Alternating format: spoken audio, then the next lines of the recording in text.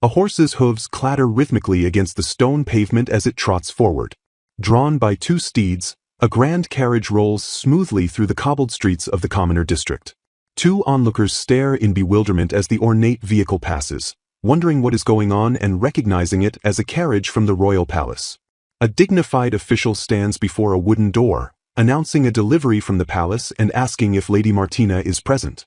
A young girl's foot steps forward eagerly in response to the summons. Bursting through the doorway with bright eyes, the girl excitedly confirms that she is indeed Martina. The official solemnly extends his hands to deliver a dark, ornate package to the young girl. Her hands tremble violently as she reaches out to grasp the delivery, uttering a nervous stutter. Clutching the sealed folder close to her chest, she stares wide-eyed and gasps, daring to hope it might be what she thinks it is. The scene transitions to show a smiling Martina cheerfully carrying a stack of books, accompanied by three young men in uniforms. The messenger explains that the arrival of this document means she has passed, offering his sincere congratulations. He continues to speak formally, confirming the documentation and official procedures. Overwhelmed with gratitude, Martina bows deeply and thanks the official for going out of his way to deliver the news. She stands frozen, her entire body shaking with disbelief and overwhelming emotion. Suddenly snapping out of her daze, she spins around and dashes away in a blur of motion.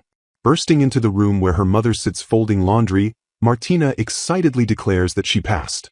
Thrusting the dark folder forward with a triumphant shout, she reveals it is her notice of acceptance for the civil service exam.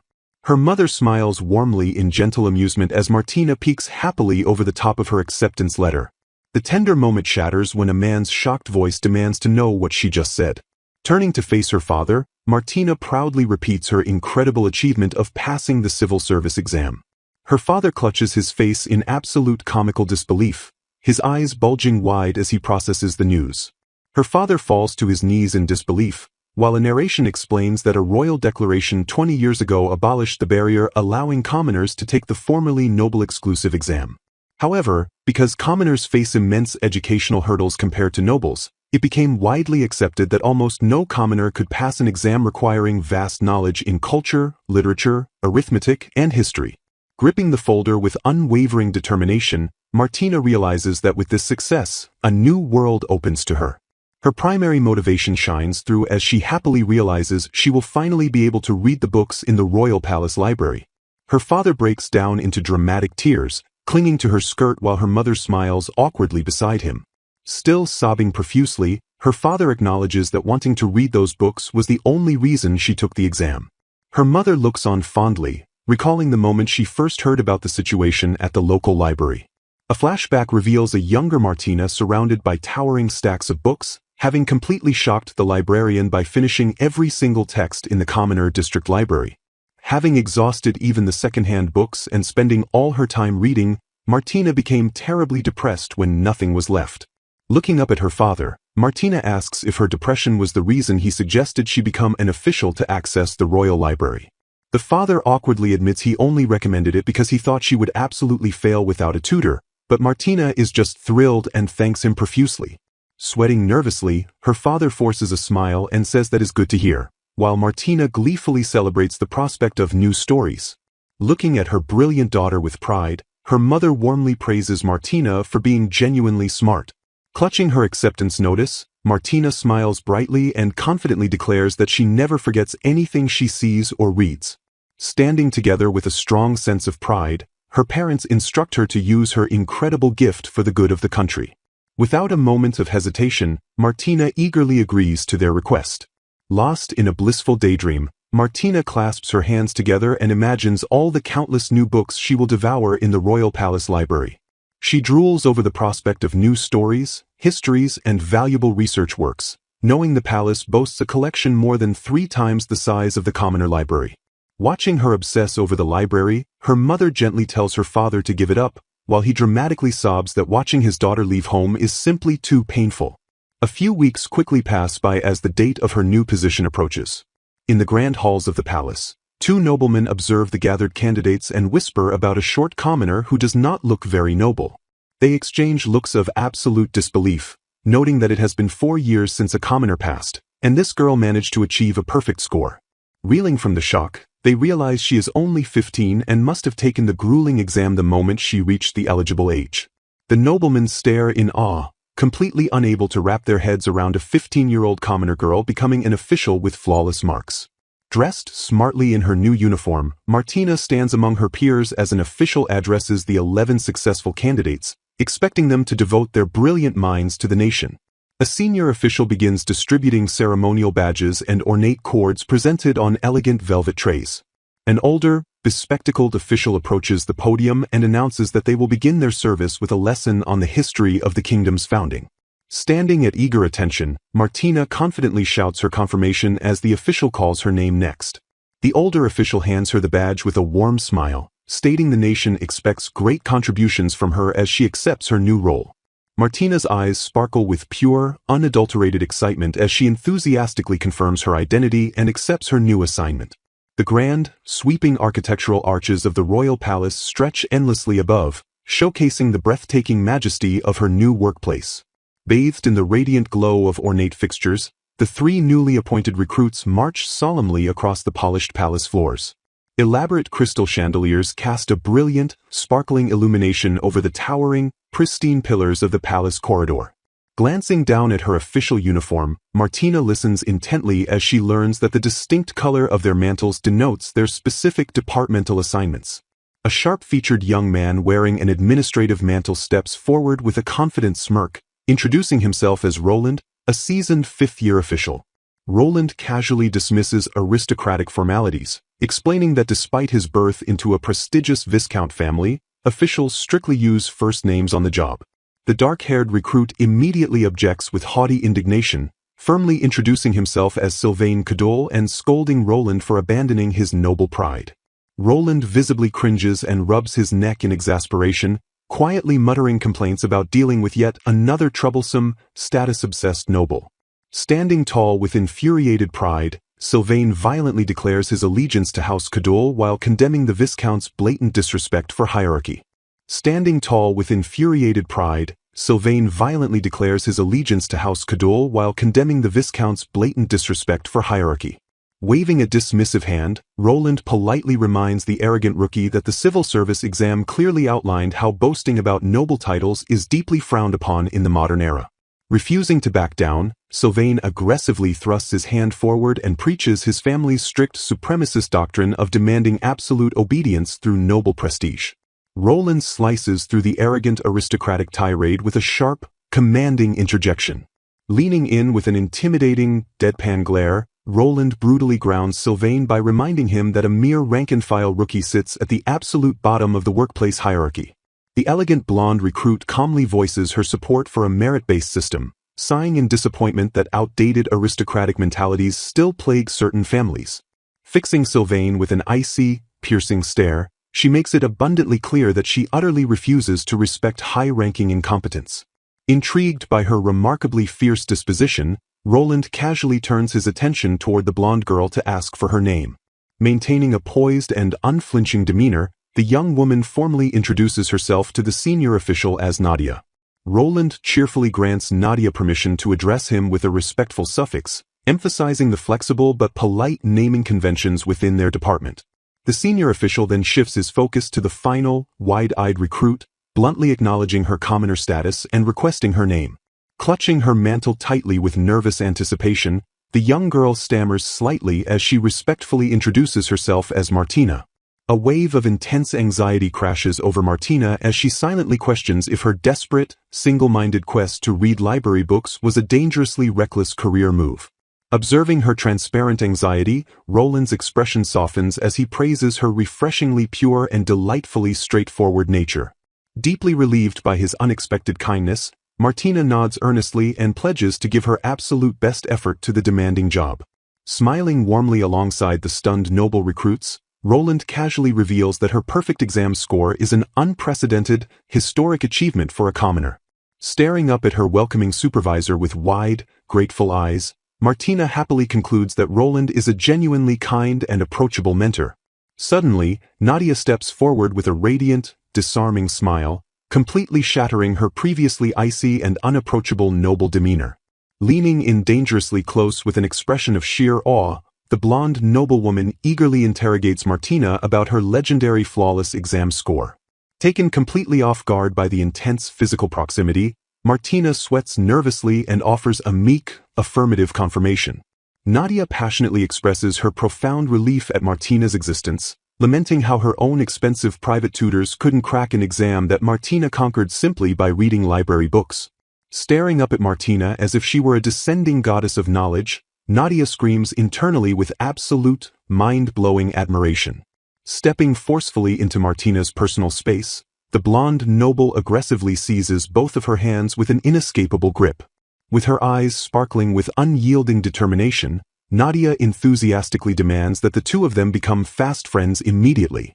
Clinging tightly to the stunned commoner, the noble girl desperately begs Martina to teach her absolutely everything she knows.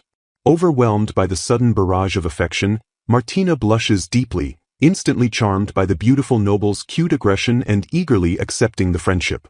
Flashing a dazzlingly brilliant smile, Nadia firmly insists on dropping all polite formalities and titles since they are now equal peers in the workplace.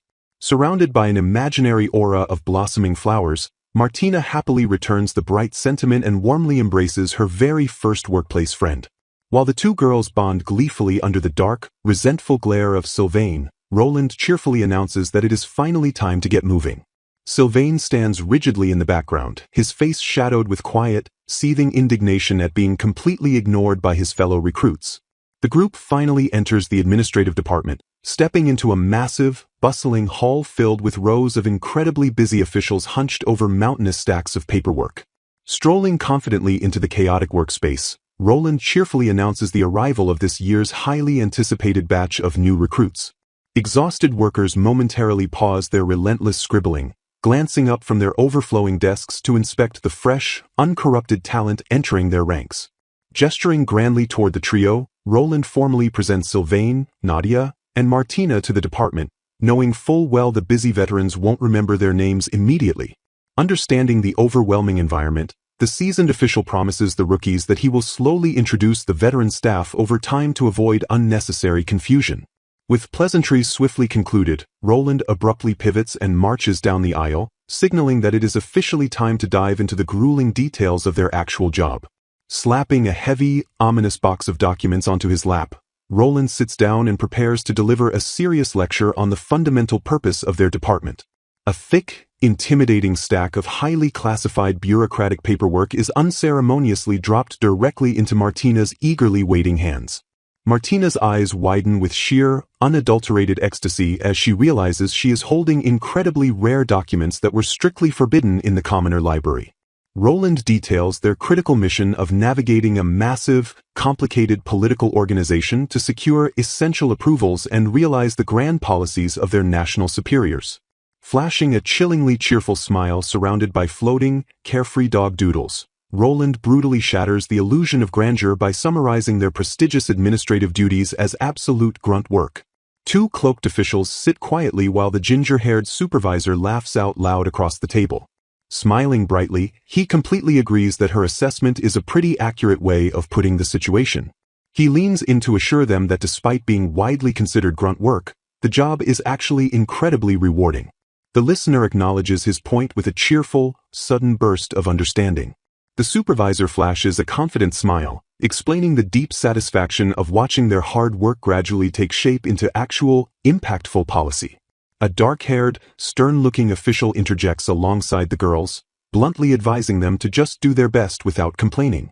Martina stands attentively beside her new supervisor as they prepare to settle down in their spacious new office environment. The ginger-haired young man warmly asks Martina if he will suffice as her supervisor, to which she enthusiastically agrees. Gesturing to the neighboring workstation, he explains that her desk is right next to his and encourages her to use everything on it freely. Martina's eyes sparkle with pure joy as she spots the massive collection of unread literature, profusely thanking him for the opportunity. The supervisor observes in bemused silence as the young girl instantly buries her face into a thick volume. Breaking the quiet atmosphere, he admits he has been wondering about something for a while now, prompting her curious attention. Staring down at her intensely focused face, he asks if she genuinely loves books that much. She erupts with passionate agreement, boldly declaring that she became a government official solely to secure the privilege of reading books. Caught entirely off guard by her absurdly simple motivation, he simply stares blankly with a floating question mark of utter confusion. Surrounded by a flurry of imaginary question marks, the flabbergasted supervisor demands to know what she means by such a ridiculous statement. She sheepishly admits she only joined to access the Royal Palace Library, leaving him to internally marvel that she is the first person he has ever met with such a unique motivation. Recovering from his shock, he gently smiles and concedes that the Royal Palace Library is undeniably incredible. Beaming with uncontained excitement, Martina eagerly agrees and presses him for more details about the official's privileges. She leans in with wide eyes to ask if she can browse freely, to which he nervously stammers a confirmation. He explains that presenting her official cloak or brooch grants holiday access, but warns her to remain deeply respectful around the elite nobles who frequent it. Clutching her book with a shadow of anxiety, she listens as he notes that while discrimination against commoners has decreased, prejudiced nobles definitely still exist. A heavy, foreboding vision of glaring, aristocratic figures flashes across her mind, illustrating the intimidating reality of high society. Acknowledging the grim truth, she worriedly realizes that the bitter sting of class discrimination still lingers in the palace. He reassures her that she will be perfectly fine as long as she avoids reckless acts like casually conversing with or harming high-ranking nobles, which she immediately vows never to do.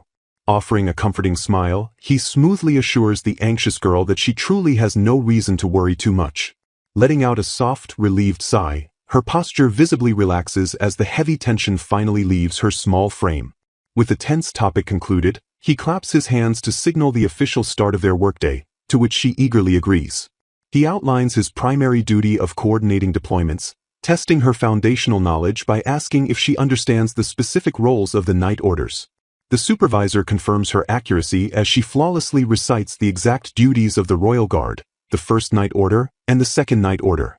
Detailing a massive web of logistical bureaucracy, he explains that their exhausting job fundamentally revolves around running everywhere to coordinate budgets, laws, and public announcements for the night orders. Overwhelmed by his own sprawling explanation, he lets out a strained, nervous chuckle while visions of endless administrative paperwork float around his head. Noting the sheer length of his lecture, he kindly pauses to check if she is keeping up, promising to patiently teach her everything she cannot immediately remember. She politely thanks him but confidently asserts her flawless memory, admitting that her true, lingering fear is the physical stamina required to walk everywhere. He assures her the physical toll becomes easier with time and a light initial workload, while she internally laments her frail constitution forged by years of library confinement. Shifting focus back to the intense training, he cautiously asks if she is truly prepared to continue without taking a single written note. The young official glances upward with a sudden flash of profound anxiety, tightly clutching her uniform's collar. Anxiously wringing her hands together, she quietly frets that her peers might mistakenly view her lack of note-taking as a sign of laziness or disrespect. The supervisor warmly dispels her fears, guaranteeing that flawless execution of her daily duties will easily silence any potential critics. Flooded with a wave of palpable relief, she flashes a confident smile and declares that retaining this volume of information will be absolutely no problem for her. Staring directly into his eyes, she drops all pretense and boldly asserts her supernatural ability to permanently remember absolutely everything she ever hears, reads, or sees. Completely taken aback by the absolute certainty in her bold claim, he leans forward to question if she truly means she never forgets a single detail. She nods with absolute conviction, privately marveling that her flawless, lifelong photographic memory is considered shocking even within the prestigious walls of the royal palace. Connecting the dots regarding her perfect exam scores as a mere commoner, the deeply intrigued supervisor challenges her to a spontaneous memory test. Producing a massive directory, he explains that the tome contains the comprehensive, highly detailed personnel records of the entire First Night Order. Dropping the heavy, leather-bound volume directly in front of her, he firmly instructs his new subordinate to read and memorize the entire roster right now. Accepting the immense challenge without a second thought, the tiny official cracks open the heavy book as her superior watches with nervous anticipation.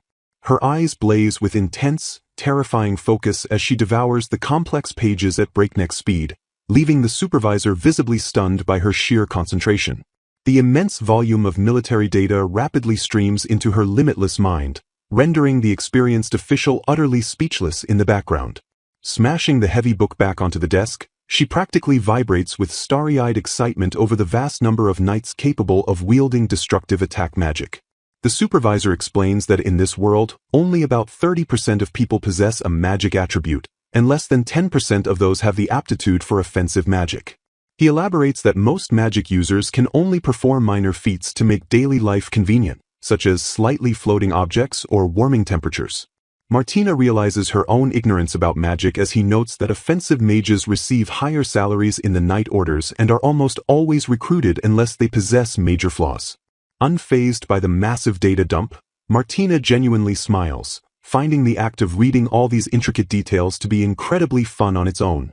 Her eyes sparkle with intense fascination as she rapidly lists off knights wielding multiple offensive magics, elemental attributes like fire and water, and exceptional spear skills.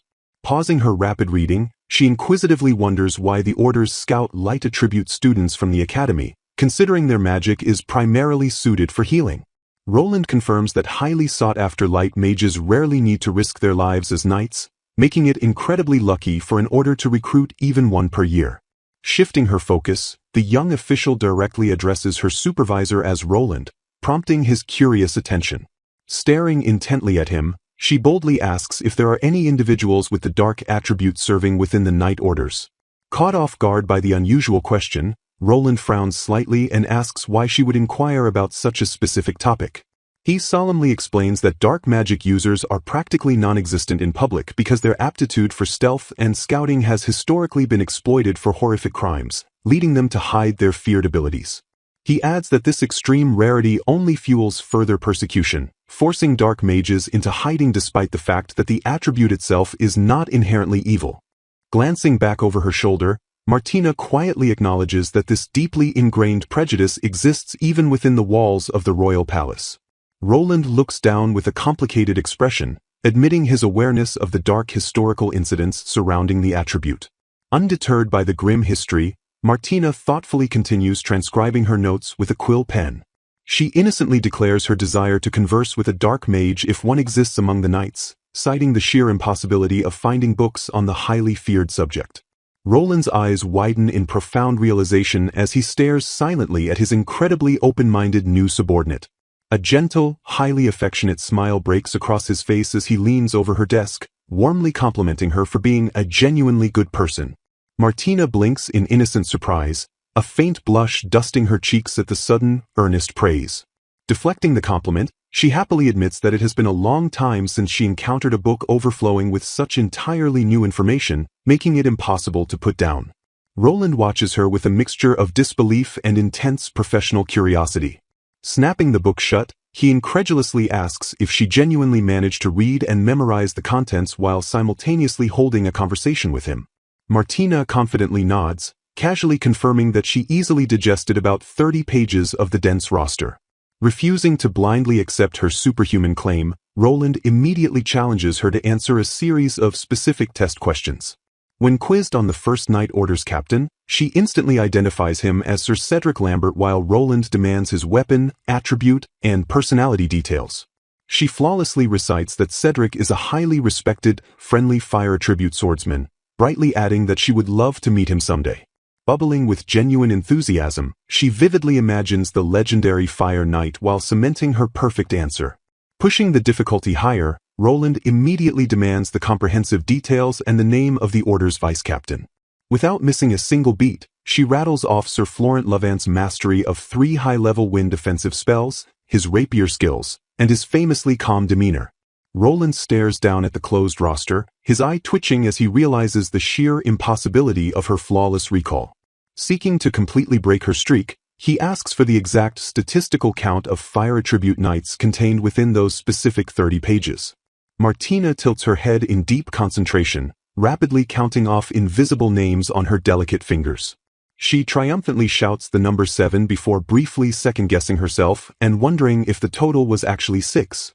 Ripping the book back open to verify the data, Roland is left utterly speechless by the terrifying accuracy of her mental database. They launch into a rapid-fire interrogation where she instantly matches Sir Lasha's love for sweets, accurately counts 5 commoners, and anticipates his next question about water attributes. Refusing to relent, Roland obscurely asks which specific knight harbors a distinct preference for spicy food. Martina instantly crushes the trivia question, perfectly identifying Sir Nicholas as the light magic archer with a fiery palate. Completely defeated by her supernatural intellect, Roland slumps heavily against the desk and lets out an exhausted sigh of pure disbelief. Recovering from his shock, he looks at her with profound respect and declares that her ability is genuinely staggering. Throwing his hands up in absolute bewilderment, he loudly demands to know what kind of terrifying processing power exists inside her head. Martina blushes furiously with gratitude as he praises her memory as being on an entirely different level of usefulness, validating her lifelong decision to become a government official. Gesturing to a massive, towering stack of books, Roland assigns her the sole task of reading as much as humanly possible, knowing her terrifying retention rate will be a massive asset. Martina practically glows with euphoric joy at the prospect of a job that only requires reading, while Roland plans to deploy her directly to the Night Orders the very next day. Overwhelmed with absolute joy, she loudly and enthusiastically thanks Roland for being the greatest supervisor she could ever ask for. Whining with impatient excitement, she immediately reaches for the heaviest tome while Roland stands back in quiet awe. Watching her happily bury her face in the dense administrative texts, Roland silently realizes he has secured a horrifyingly competent prodigy.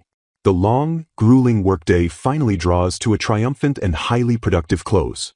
Strolling through the Grand Palace corridors, Martina internally celebrates her blissful new life of reading classified documents for work and devouring library books for fun.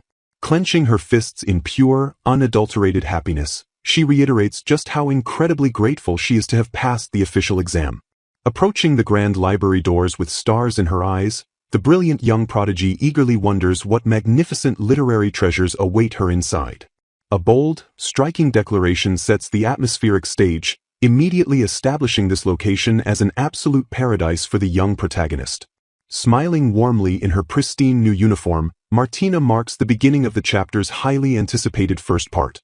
Overjoyed by her surroundings, she practically skips down the towering, shadows-cast aisles of the massive, labyrinthine library. Gazing upward in sheer awe, she marvels at the endless, dizzying rows of ancient books she has never laid eyes on before.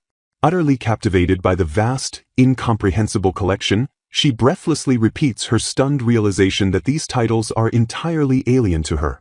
Bubbling with infectious joy, she throws her arms up and cheers about her brilliant decision to become an official so she can visit this wonderful sanctuary absolutely every single day. Blushing deeply and spiraling into a slight panic, she desperately frets over which mysterious tome to pull first because there are simply too many options to choose from. Sharp, rhythmic footsteps suddenly echo against the polished floorboards as sleek boots approach her from behind. A tall, imposing figure silently steps up right behind the completely unaware and distracted girl. Startled violently out of her reverie, her eyes widen as the sudden, looming presence shatters her quiet concentration. Glancing down at her with a calm demeanor, the towering man casually asks if she is the newly appointed official wandering the halls. Trying desperately to remain polite, she formally introduces herself as Martina and explains that she just started working in the administrative department today. Deeply flustered by the encounter, she quickly stammers that she did not come to work just now but rather sneaked in to read the books. The man gracefully introduces himself as the head librarian, Sofian, warmly expressing his immense pleasure at finally meeting an official who genuinely loves reading. Martina happily greets librarian Sofian with a bright smile, eagerly promising that she will visit this incredible place frequently from now on. Returning the pleasantries with equal grace, Sofian asks what kind of literature she prefers and generously offers to provide a curated recommendation. Her eyes instantly light up with immense, sparkling gratitude as she eagerly thanks him for the incredibly unexpected favor. She passionately explains that she loves learning new things and reads everything from fantastical stories to biographies, though she particularly enjoys heavily compiled information. Knowing her future responsibilities involve the Knight's Order, she intelligently requests a picture book about magical creatures so she can prepare her knowledge in advance. Sofian nods in complete understanding and graciously agrees to select a highly recommended, specialized book about magical creatures specifically for her. His gentle, observant eyes crinkle into a remarkably warm and knowing smile as he prepares to assist her. With a breathtakingly casual flick of his fingers, Sofian summons a swirling gust of wind to effortlessly retrieve a distant tome while Martina watches in absolute shock. Stunned, completely speechless by the sudden mystical display, she stutters out a breathless question asking if what he just did was actual magic. Confirming it is merely convenient wind magic, Sofian smiles gently while Martina marvels at how casually such advanced magic is wielded within the royal palace. Showing impeccable manners, he graciously pulls out a sturdy, ornately carved wooden chair to offer the bewildered girl a comfortable place to sit. Handing the ancient text over with a polite bow, Sofian presents the heavy book to Martina as she thanks him with overflowing gratitude. Sparkling with sheer, unadulterated joy, she stares at the cover and realizes he has handed her a legendary book she has never once laid eyes on before. She ecstatically reveals that she has already exhausted every single book in the commoner's library, making her utterly thrilled to finally experience a brand new work. She thanks him profusely, her heart swelling as he mentions specifically giving her a rare volume that is entirely unavailable to the common public. The dark, mysterious cover of the ancient book proudly displays an elegant, heart-shaped crest flanked by intricate, flourishing details. Radiating pure, uncontainable excitement, she clutches the precious new book tightly to her chest like a long-lost treasure. Settling comfortably into her chair at the large wooden desk, she immediately immerses her entire focus into the yellowed pages. She carefully studies the intricate, flowing handwriting filling the aged parchment, completely losing herself in the historical text. Startled violently when Sofian gently announces closing time, she completely loses her composure over how unbelievably fast the hours slipped away. Deeply touched by his accommodating kindness, she gasps in surprise when he offers to set the book aside exclusively for her so she can return tomorrow. Thanking him sincerely for keeping her aware of the time, she promises eagerly to come back tomorrow if her administrative duties do not run late. Placing a polite, respectful hand over his chest, Sofian smiles warmly and invites her to feel completely free to visit the library anytime she desires. Filled with boundless, youthful energy, Martina dashes excitedly out of the massive library and down the stone corridor. Rationalizing her giddy, unladylike sprinting, she cheerfully admits to herself that she simply cannot help her overwhelming excitement when it comes to reading. Overwhelmed by the wonderful reality of her new life, she eagerly anticipates devouring the tens of thousands of books she has not even had the chance to touch yet. Distracted entirely by her joyful, racing thoughts, she accidentally bumps hard into a tall figure stepping out from behind a massive stone pillar. A sudden, freezing wave of absolute panic flushes the color from her cheeks as she realizes exactly who she just carelessly ran into. Her eye widens in absolute, paralyzing terror as the dire, uncompromising reality of the situation rapidly sets in. Looking up timidly at the imposing man, she nervously and breathlessly addresses the frightening figure as Senior Sylvain. Glaring down at her with icy contempt, Sylvain coldly reminds her that working hours are over and aggressively demands she address him properly as Lord Sylvain. The narrative darkly reveals that his Cadu LeCount family preaches strict noble supremacy, firmly asserting that commoners and nobles must remain clearly distinguished without any fraternization. Sylvain heavily enforces these prejudiced, archaic views and brutally refuses to accept Martina as a fellow recruit, forcing the terrified girl to bow and apologize profusely. Dropping immediately to the floor in a deep, humiliating crouch, she completely submits to his harsh, unforgiving authority. Sneering disgustedly at her pathetic display, he commands the lowly commoner to constantly strive for an attitude befitting her inferior status. Leaving her kneeling silently on the cold stone floor, Sylvain arrogantly turns his back and strides off down the echoing, shadowy corridor. Glancing down with a heavy heart, Martina reflects quietly in the dimly lit corridor. Clutching her pristine uniform dress, she solemnly admits to herself that she sincerely wishes they could have just gotten along. The harsh reality of being openly disliked simply for being born a commoner leaves a lingering, bitter sadness in her chest. Releasing a soft, defeated sigh into the quiet air, she tries to shake off the lingering melancholy of the brutal encounter. A friendly voice suddenly breaks her train of thought, gently prompting her to hurry up and grab something to eat. Relieved to find she is still within the dining hall's operating hours, she beams with gratitude and thanks the server profusely. A mouth-watering plate of thick steak, fresh greens, and warm soup is quickly prepared to replenish her exhausted energy. Settling comfortably at a long wooden table, she clasps her hands in cheerful appreciation as someone else takes a seat right across from her. Wiping sweat from his neck with a towel, Senior Roland stares intensely at the young recruit with a deeply concerned expression. Flustered by his own intense staring, he awkwardly stammers out a question about her well-being just as she curiously asks if something is wrong.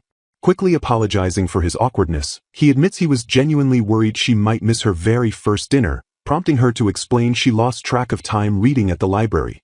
Adopting a slightly stern, brotherly tone, he warns her that it is dangerous for a rare commoner woman to be out alone after dark and urges her to return earlier in the future. Reaching out for her warm cup of soup, she accepts his scolding gracefully and murmurs a polite word of thanks. Watching him from across the table, she internally marvels at what an incredibly kind and caring person Senior Roland truly is. Chewing happily on her fresh bread, her cheeks puff out in pure culinary delight while he continues to observe her thoughtfully. Resting his chin heavily on his hand, his expression shifts into something far more serious as he addresses her directly. Cutting straight to the chase, he bluntly asks if something unpleasant happened to her earlier. Caught completely off guard by the sudden question, she blinks in surprise as he points out that she hardly looks like a book-obsessed girl who just enjoyed a library trip. Elaborating on his sharp observation, he notes that her eyes were shining significantly brighter during the afternoon. When she nervously wonders if the change is really that obvious, he chuckles that she is incredibly easy to read, recalling how even reading mundane work documents normally makes her glow. Flushing a deep, embarrassed crimson, she clutches her warm cheeks in horror and frantically resolves to control her overly expressive face from now on. Gently pressing the issue, he reiterates that someone returning from reading their absolute favorite books should look much happier than she currently does. Her defensive walls crumble under his genuine concern as her wide, glossy eyes look up at him with vulnerable honesty. Deciding to finally confide in her kind superior, she hesitates for a brief second before beginning to explain the situation. Before she can even utter a name, Roland leans forward with a knowing smile and accurately asks if Sylvain was the cause. Her mouth drops open in sheer astonishment as his spot-on deduction completely takes the wind out of her sails. Stammering in absolute disbelief, she demands to know how he figured it out, prompting him to laugh and tease that the answer is written all over her face. He explains that he overheard a frustrated Sylvain complaining nearby about a nasty run-in with a commoner, easily connecting the dots. Looking down with a somber expression, she realizes the brutal sting of the encounter is still fresh in her mind. She bitterly recounts bumping into Sylvain in the hall, lamenting that he commanded her to maintain an attitude befitting her lowly status, completely crushing her hopes of camaraderie. Listening with quiet, unwavering empathy, Roland's gentle gaze offers a safe harbor for her dashed expectations. Reaching out with comforting warmth, he gently pats her head and sympathetically acknowledges that navigating noble prejudice is indeed a difficult problem. Withdrawing his hand respectfully, he pragmatically advises that if a commoner truly wants to live peacefully, the most sensible move is to maintain distance from aristocratic supremacists. Swallowing the bitter pill of reality, she nods obediently and promises to try her best to accept her unfortunate circumstances. Refusing to stay depressed, her spirit instantly bounces back as she optimistically resolves to actively try befriending the seemingly friendly Nadia instead. Highly amused by her incredible emotional resilience, a brilliant, relieved smile effortlessly spreads across Roland's face. Wishing her the best of luck, he graciously offers to always lend a listening ear, though he humbly admits his influence as a viscount might sometimes be limited. Overwhelmed by his steadfast support, she thanks Senior Roland from the bottom of her heart, genuinely thrilled to have him as her direct superior. Blushing slightly at the earnest praise, he admits her words make him truly happy since she is actually his very first direct junior. A comfortable, heartwarming silence falls over the table as the two recruits share a delightful moment of mutual respect. The peaceful atmosphere shatters instantly when a sharp, commanding voice suddenly calls out Martina's name across the hall. Storming up to their table with fiery determination, the striking noble girl Nadia points an accusatory finger and dramatically declares she finally found her. Utterly bewildered by the sudden ambush, Martina asks why she was searching, prompting Nadia to immediately demand her previous whereabouts. Nadia boldly insists that fellow recruits must get to know each other over dinner so Martina can secretly reveal how she achieves perfect academic scores. Sweat dropping at the intense interrogation, Martina apologetically confesses she was distracted at the Royal Library, leading Nadia to pout and complain about not being invited. Trying to pacify her dramatic peer, Martina quickly mentions her dedicated plan to visit the massive library every single day after work. Her eyes lighting up instantly, Nadia happily commands that they will go together tomorrow, an offer Martina accepts with a bright, welcoming smile. Watching the two girls effortlessly bridge the gap of social status, Roland's eyes soften with a quiet, observant pride. Pushing his chair back gracefully, Roland announces his departure for the evening and prepares to head back to his quarters. Placing a respectful hand over his heart, he delivers a perfectly executed, aristocratic bow to Lady Nadia before silently taking his leave. Noting the sudden shift in demeanor, an observation is made about how their attitude has completely and noticeably changed from just a moment ago. The brisk response clarifies that since it is now strictly after working hours, maintaining an attitude befitting a proper young lady is absolutely required.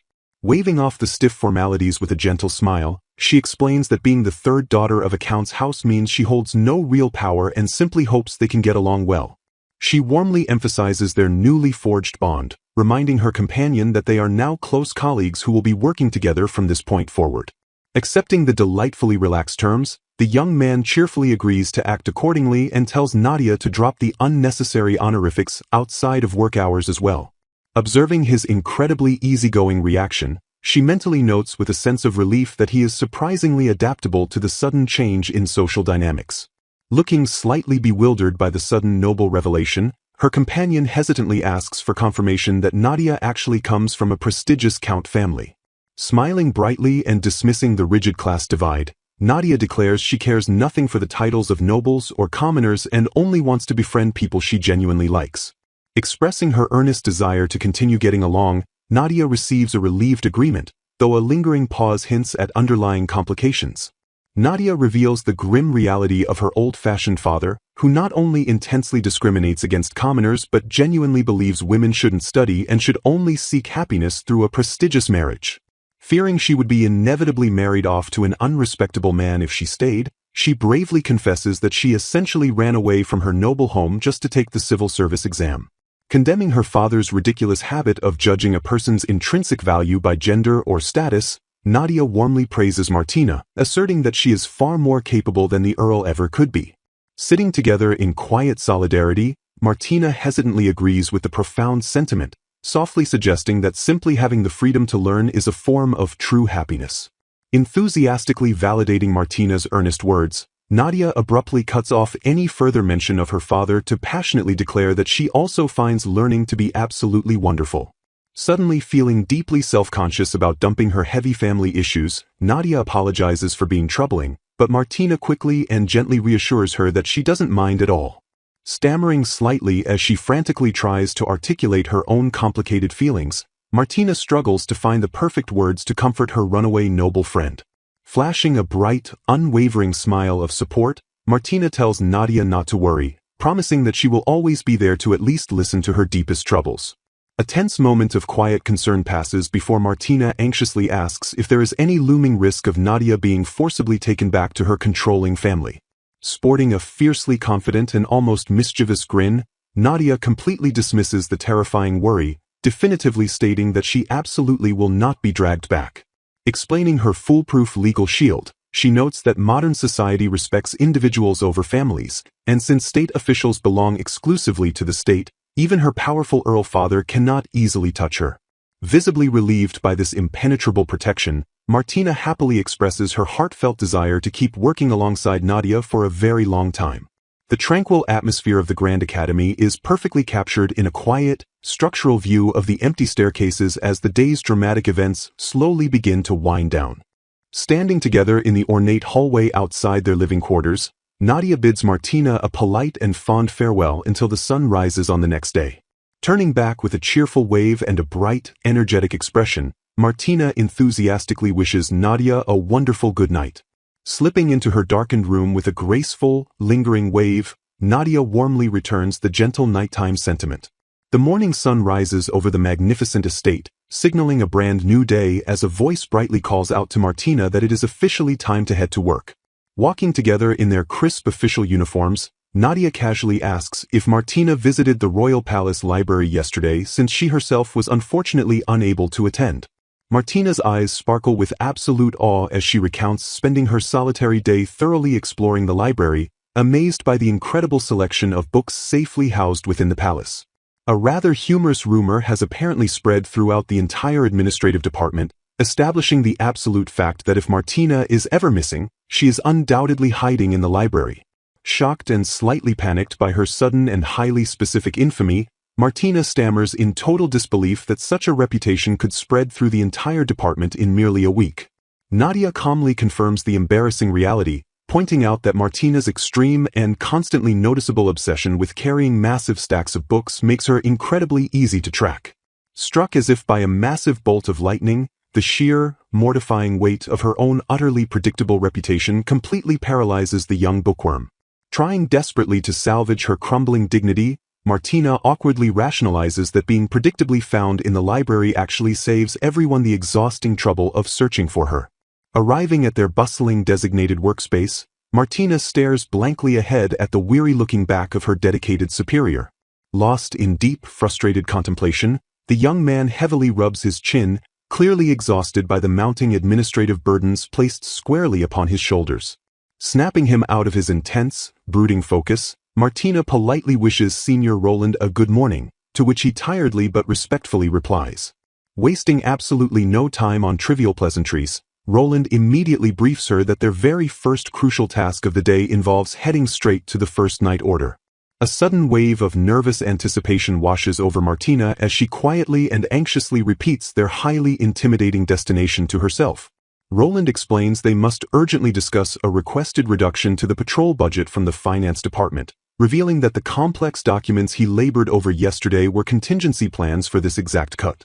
Leaning back in his chair with a heavy sigh, Roland aggressively argues that cutting funding for essential monster reduction patrols is fundamentally wrong and undeniably forced by the higher-ups. When Martina inquires why the reduction was requested in the first place, Nadia chimes in from the adjacent desk, theorizing that it is simply because monster-related damage has been unusually low in recent years. Realizing her own glaring ignorance, Martina awkwardly apologizes, admitting that since monsters rarely appear inside the fortified city limits, she is completely unfamiliar with the dangerous realities of the patrols. Roland explains that the recent peace is actually the direct result of increasing patrol frequencies years ago, causing monsters to instinctively avoid the city, yet the foolish higher-ups want to revert to the old, cheaper methods.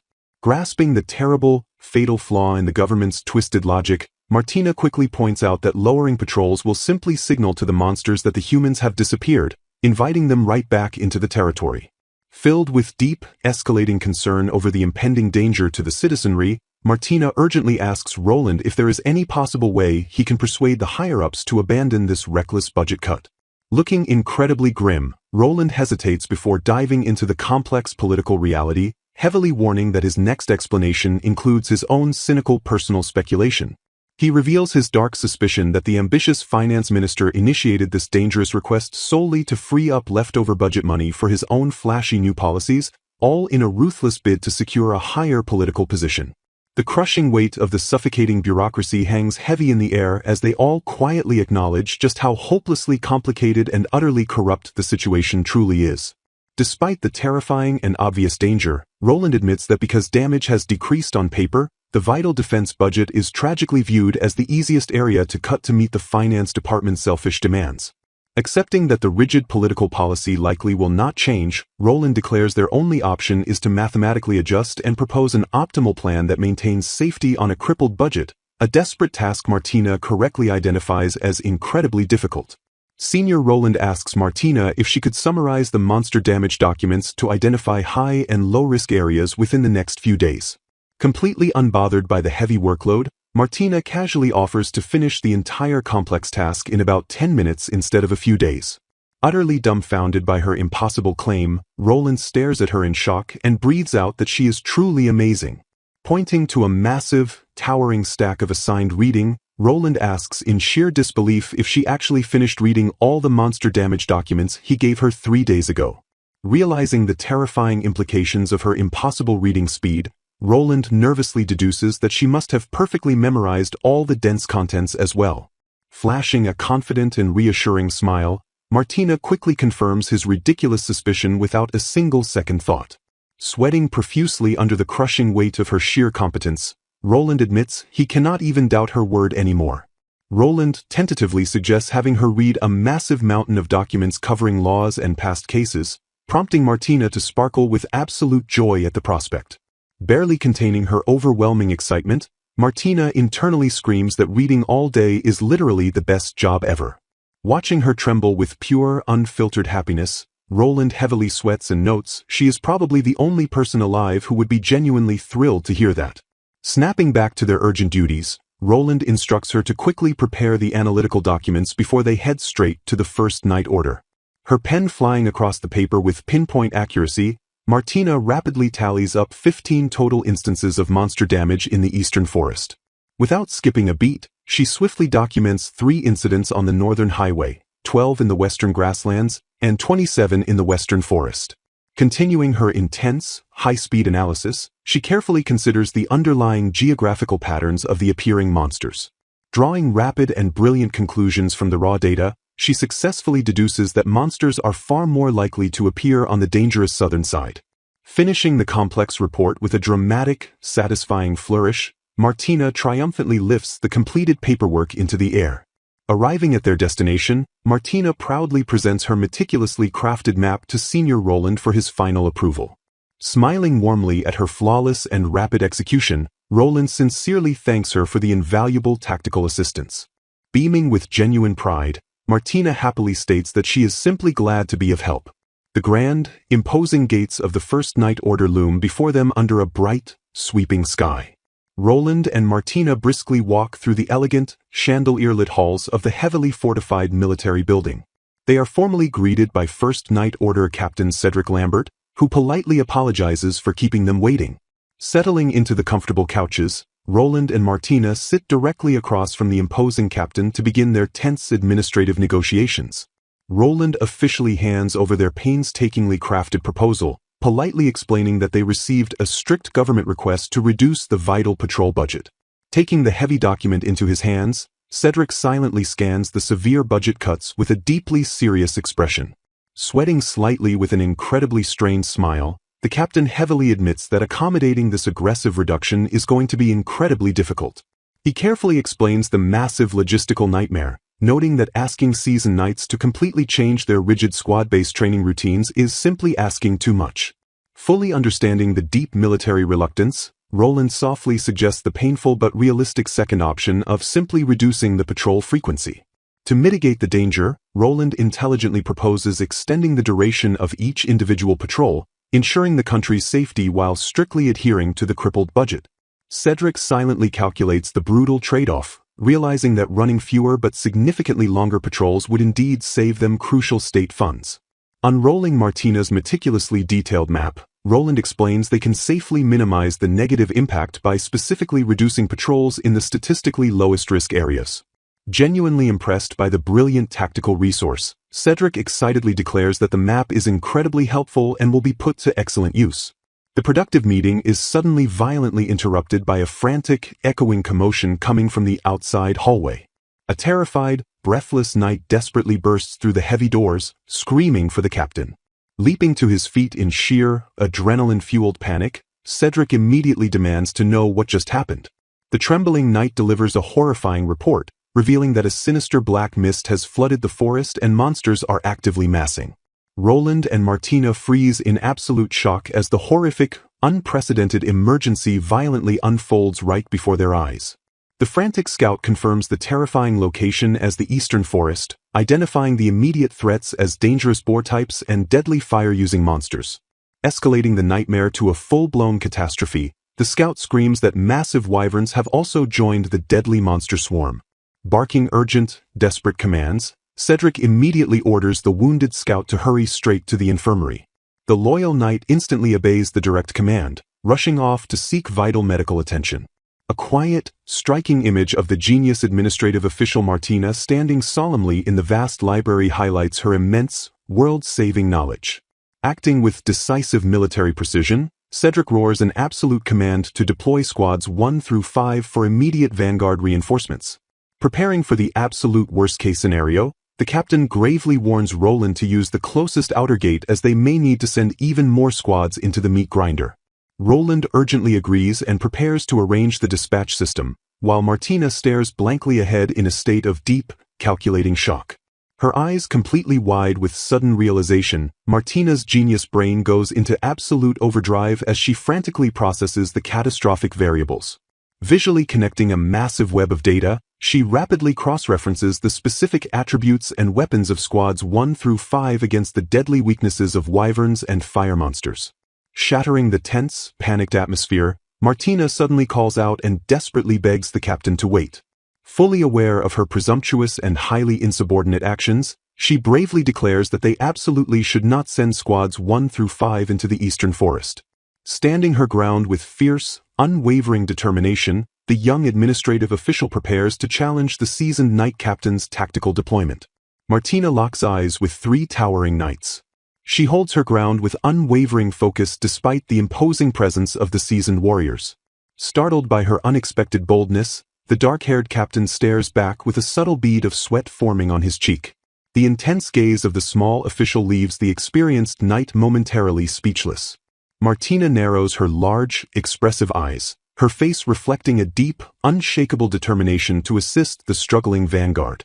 Her unwavering posture signals that she is completely serious about her tactical evaluation. Breaking the heavy silence, the captain leans forward and directly asks Martina what she means by her bold claim. His sharp features betray a mix of confusion and genuine curiosity regarding the girl's intent. The narrative shifts to the horrific battlefield reality, revealing a monstrous, fire-controlling boar alongside a terrifying, winged wyvern.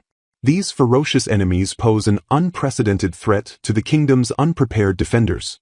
Formulating a rapid counter-strategy, the captain decides to completely exclude Squad 2, which specializes in guerrilla warfare. He instead pivots to selecting Squad 9 due to their heavy reliance on durable shield users. He meticulously recalls that Squad 9 possesses 3 shield users, a precise archer, and a deadly spearman. Analyzing the enemy composition, he confidently declares this specific formation to be absolutely optimal against the charging boar types. Standing faithfully by his side, the subordinate knights nod in synchronized agreement, confirming that this was exactly what they thought as well. The collective tactical mind of the leadership begins to align seamlessly. Back in the opulent lounge, Martina stands nervously before the towering men, the heavy silence amplifying the tension. The vast difference in their physical stature makes her immense bravery all the more apparent. Mustering every ounce of her remaining courage, she politely asks the intimidating officers if she may continue her strategic analysis. Her voice quivers slightly, but her desire to save lives pushes her forward. Martina rapidly unleashes a massive flood of encyclopedic data, explaining that water magic obliterates fire monsters and detailing how red wyverns are grounded without their legs while yellow wyverns possess highly sensitive tails. She urgently recommends deploying all 21 water affinity knights before attempting to cite a specific plant from Volume 3. Overwhelmed by the dizzying torrent of hyperspecific knowledge, an exasperated knight suddenly yells for her to hold it. He frantically explains that no normal person can possibly process or remember that much dense information all at once. Realizing that her rapid-fire lecture has completely overloaded their senses, Martina immediately adjusts her approach. She humbly offers to meticulously write the crucial survival data down on paper instead. Suddenly gripped by a wave of intense self-doubt, she covers her mouth in sheer embarrassment. Her eyes dart away as she fearfully apologizes, worrying that she has grossly spoken out of turn in the presence of military elites. Completely dismissing her fears, the captain earnestly thanks her for the incredibly useful information and asks if she would accompany him to the battlefield. He promises to personally guarantee her safety, noting that delivering the intel directly on site will be the fastest and most accurate method. The captain warmly emphasizes that even a fraction of her extraordinary knowledge will drastically increase the safety of his brave knights. Expressing profound gratitude, he firmly declares that her deep understanding of monsters and the Knight Order can be absolutely trusted. Shocked by the immense responsibility suddenly thrust upon her small shoulders, Martina freezes in a state of pure panic. Her mind races as she nervously stammers, desperately wondering what she should do next. Looking down at the frightened official, a younger knight flashes a remarkably gentle and reassuring smile. His silent encouragement manages to instantly melt away the heavy anxiety clouding the young girl's mind. A brilliant spark of pure resolve ignites within Martina's wide eyes as she processes the immense trust placed in her. She fully embraces her critical role, realizing her vast knowledge can truly save lives. Rushing excitedly past the grand estate's towering architecture, she passionately declares her readiness to help. Her voice echoes with newfound confidence, proving she is no longer just a timid civilian. Armored boots and soft leather shoes strike the paved ground in perfect unison as the newly formed team marches out. The rapid, rhythmic footsteps highlight the desperate urgency of their impending monster subjugation. Maintaining a brisk walking pace, the curious captain turns back and presses her for more details regarding the mysterious Uruoka. He eagerly asks what exactly this yellow-flowered plant is and how it can aid their battle. Martina confidently explains that the ancient texts describe wyverns as being inexplicably fond of the specific plant. She masterfully proposes using it as a biological lure to drag the flying beasts in the complete opposite direction of the vulnerable royal capital. Utterly impressed by the ingenious, bloodless strategy, the captain immediately understands the tactical value of the yellow flowers. He decisively assures her that he will have the botanical lure prepared without a single moment of delay. Before dealing with the wyvern bait, the pragmatic leader shifts his intense focus back to the immediate military logistics. He strictly declares that they must finalize the vital squad formations before stepping onto the bloody field. Stepping powerfully before the large, murmuring assembly of heavily armed soldiers, the imposing captain demands total silence. With a booming, authoritative voice, he orders everyone to gather around for the emergency briefing. Addressing the sea of confused and excited faces, he formally announces the next subjugation mission. He declares that he will now meticulously explain the optimal squad formations required to perfectly match and destroy the incoming monsters. Stepping aside, the captain shockingly defers to the small girl, instructing Martina to publicly dictate which specific squads and knights must be deployed. The unprecedented sight of a civilian official commanding the vanguard leaves the seasoned warriors completely breathless. Pushing past her lingering social anxiety, Martina raises her voice and officially requests the immediate deployment of Squad 1. Her tactical mind races, perfectly calculating the optimal distribution of the kingdom's finest magical assets.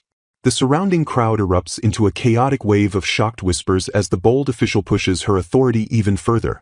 She audaciously asks if it would be possible to also forcefully integrate the elite Regis, Matthew, and Terence into the vanguard.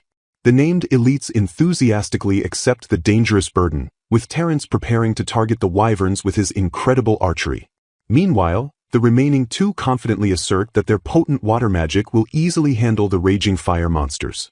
Watching her command his troops with flawless logistical precision, the towering captain smiles down at her with immense, undeniable pride. The brilliant synergy between his martial authority and her boundless academic knowledge is simply perfect. Validating her brilliant strategy before the entire roaring army, the captain loudly officially deploys Squad 1.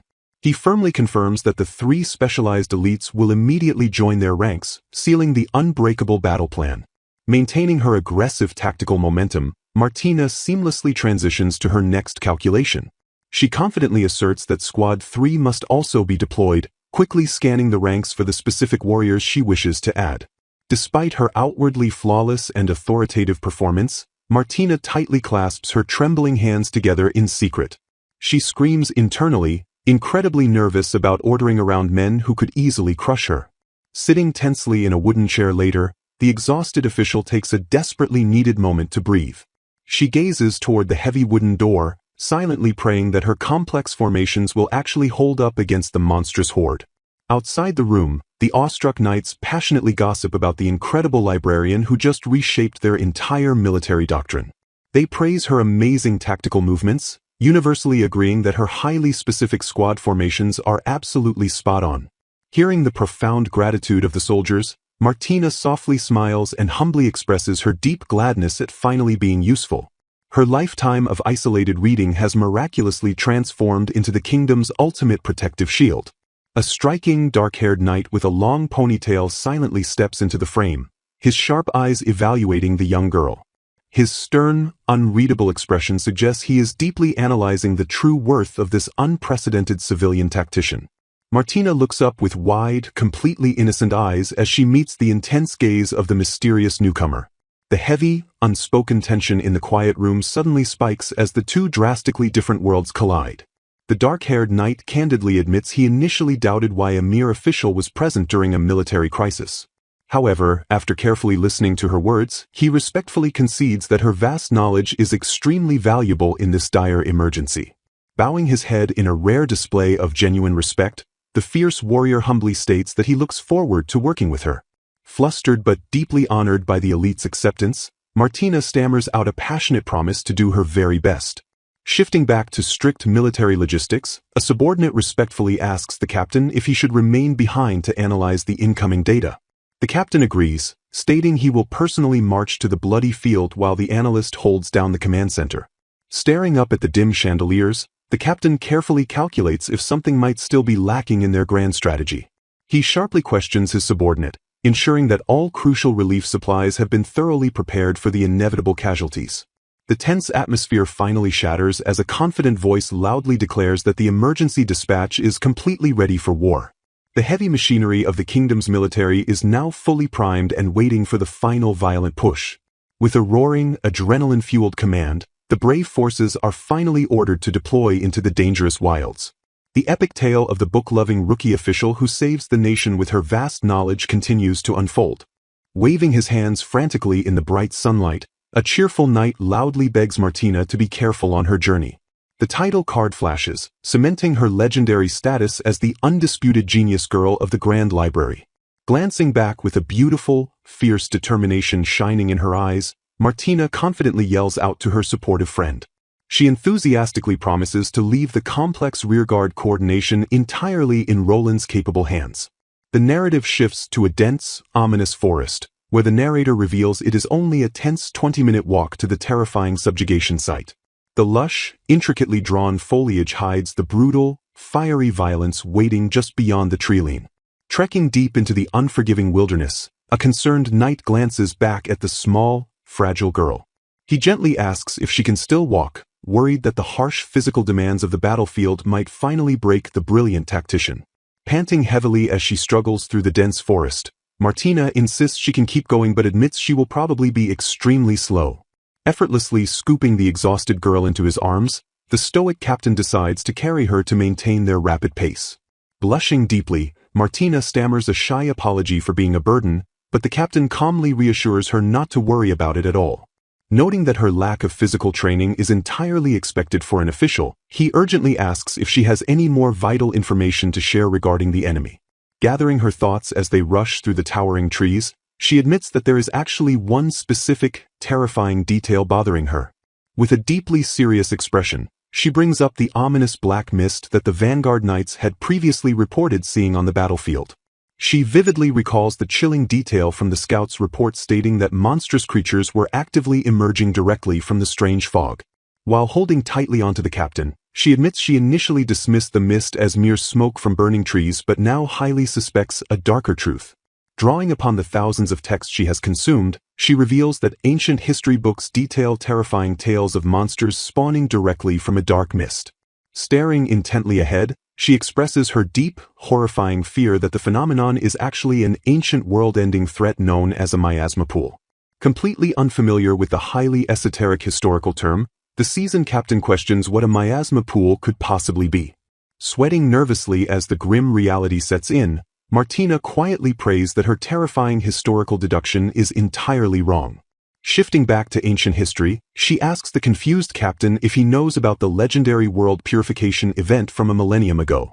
The captain confirms his knowledge, recalling how humanity was nearly destroyed by monsters before the miraculous purification allowed them to flourish once more.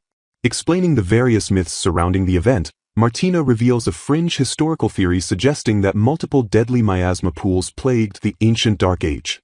She confidently concludes that the fabled world purification was actually a coordinated, desperate effort to permanently erase those monstrous pools from the earth. Processing this massive dump of forgotten lore, the captain simply stares at her with visible confusion deeply furrowing his brow. He plainly admits that he has never encountered such a radical, terrifying interpretation of their world's most famous historical event. Martina explains that the striking consistency across numerous ancient texts led her to believe the legendary phenomenon was based on absolute, terrifying truth.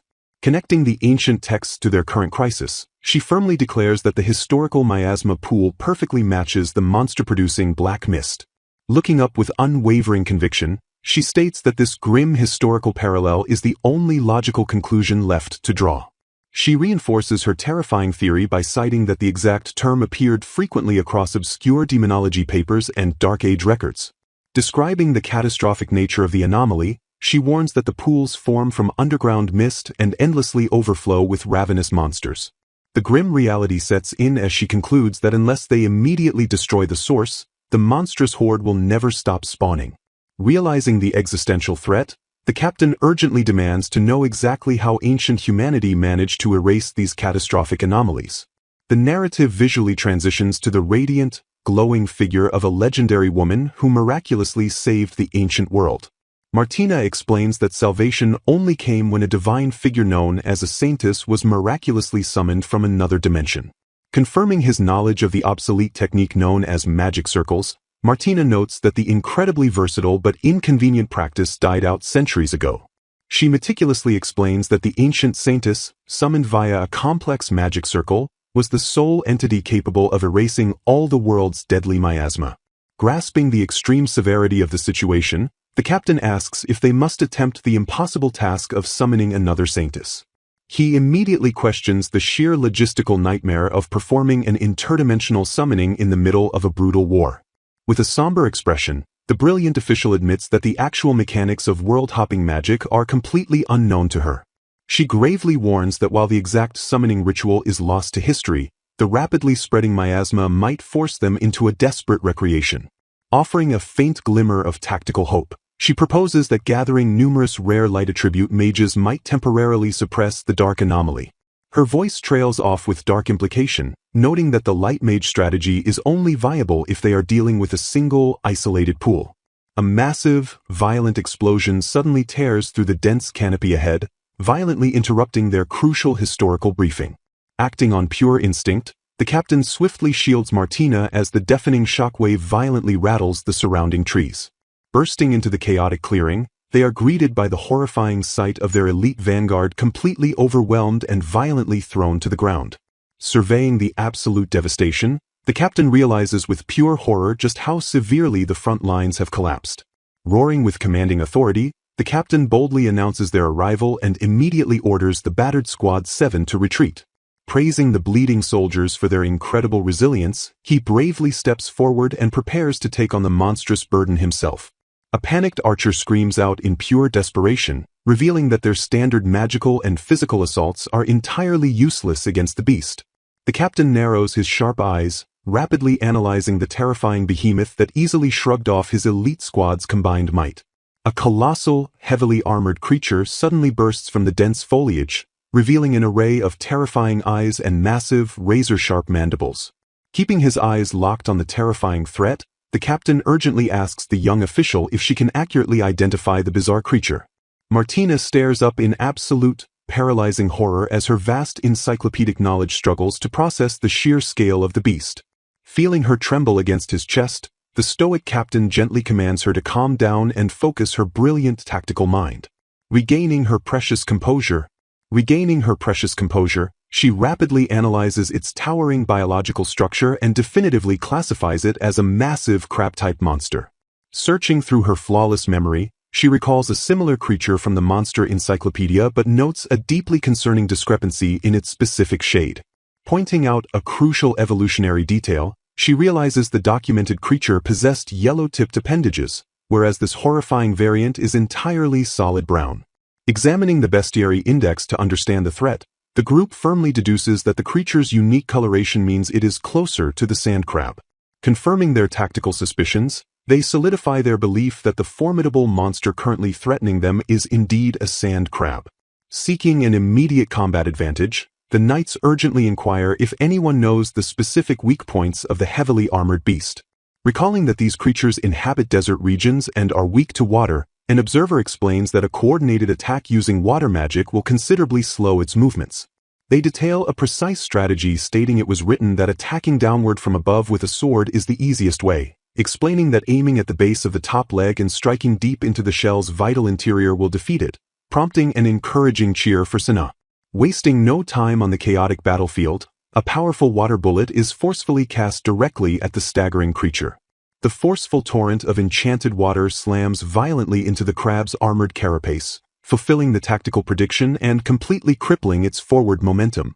Capitalizing on the monster's momentary vulnerability, a decisive, heavy downward slash from above cleaves directly into the beast's exposed vital spot, generating a massive explosive impact. Expressing profound gratitude for the life-saving tactical advice, the knights immediately command all water attribute users to gather, noting that the water works and this strategy will decisively turn the battle in their favor. Gazing upward with wide, awestruck eyes, Martina expresses her genuine amazement, remarking that the knights are truly amazing in action. However, the knights are quick to redirect the praise, acknowledging that their continued survival is all thanks to Martina relaying such incredibly detailed information about the monsters. Despite the immediate localized victory, a grim realization sets in as they note that the true, underlying problem lies in uncovering the source of these relentless creature attacks. Scanning the skies filled with flying beasts, they deduce that there really might be a miasma pool, since more monsters keep appearing no matter how many they keep defeating. Seeking verification of a terrifying battlefield rumor, one knight urgently asks another if it is truly true that they received a report of monsters being born directly from a strange black mist. With a solemn, haunted expression, the witness confirms the horrifying truth, stating firmly that he saw the impossible phenomenon with his own eyes. Grappling with the absolute absurdity of his own memory, he admits it is possible he mistook it for something else solely because it was such an unbelievable sight. Desperate to pinpoint the exact origin of the relentless threat, the group urgently demands to know exactly where that mist is located. The scouting knight points toward the dense, foreboding tree line, revealing that the anomaly is situated just a little deeper into the forest. Observing the chaotic battlefield from the back of a soaring dragon, a commander comprehends the situation, noting he thinks it is stationed right behind where the fighting is happening. Taking immediate and decisive initiative, the commander orders any available personnel who are currently free to come with him toward the suspected anomaly. Before the group can blindly charge ahead into the perilous unknown, a sharp command to wait abruptly halts their advance. Deep within the shadowed recesses of the woods, a dense, swirling vortex of pure, terrifying black mist pulsates menacingly against the natural landscape. With a sudden, forceful eruption accompanied by a harsh sound, a grotesque monster violently births itself outward from the dark void, its fangs already bared for a kill. Shocked to their absolute core by the impossible sight, the bewildered knights watch as monsters really are being produced from the mist, openly questioning how such a dark miracle is even possible. Recognizing the apocalyptic severity of the phenomenon, Martina is asked what she thinks, and she theorizes that it is very close to the miasma pools written in the ancient history books. Consulting an ancient, cryptic tome to confirm her worst fears, they realize that history is true and this black mist is most likely a genuine, world-ending miasma pool. Formulating a desperate containment plan, they decide they must defeat them here, noting that at least the moment monsters emerge, they are completely defenseless. Yet, confusion and deep-seated dread still ripple through the ranks as the knights question what exactly this otherworldly phenomenon truly is. The grim, terrifying reality of their situation settles heavily upon the tense, sweating faces of the gathered soldiers. Concluding that they won't know the specific details without further investigation, the commander grimly accepts that it must be the exact same miasma pools from the Dark Age. Realizing the immediate tactical danger, they declare the urgent need to quickly reorganize the knights' formation, as the crisis won't truly be resolved unless the miasma pool is erased. Analyzing their dangerously limited magical resources, they lament that even counting those who work as healers, the number is very small because light is a rare attribute, leaving only a handful of 7 users in the entire Knight Order. Acknowledging the bleak truth of their numbers, the group voices their terrifying concern that the healers may not even agree to come to such a dangerous place. The gravity of their dire situation hangs heavily in the air, underscoring the severe lack of available support to combat the spreading darkness. Understanding that this world-ending threat exceeds their local authority, they resolve that they should first return to the royal palace and report, as this is something His Majesty must be directly informed of. Before departing to deliver the grim news, the knights sincerely request that Martina continue helping them until this catastrophic matter is fully resolved. Demonstrating unwavering resolve in the face of absolute danger, Martina confidently assures them of course, stating she will assist as much as she possibly can.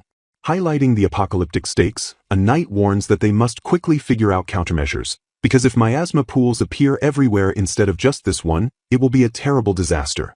Transitioning rapidly from the chaotic forest to the heart of the kingdom, the grand, imposing gates of the royal palace stand resolute under the heavy sky.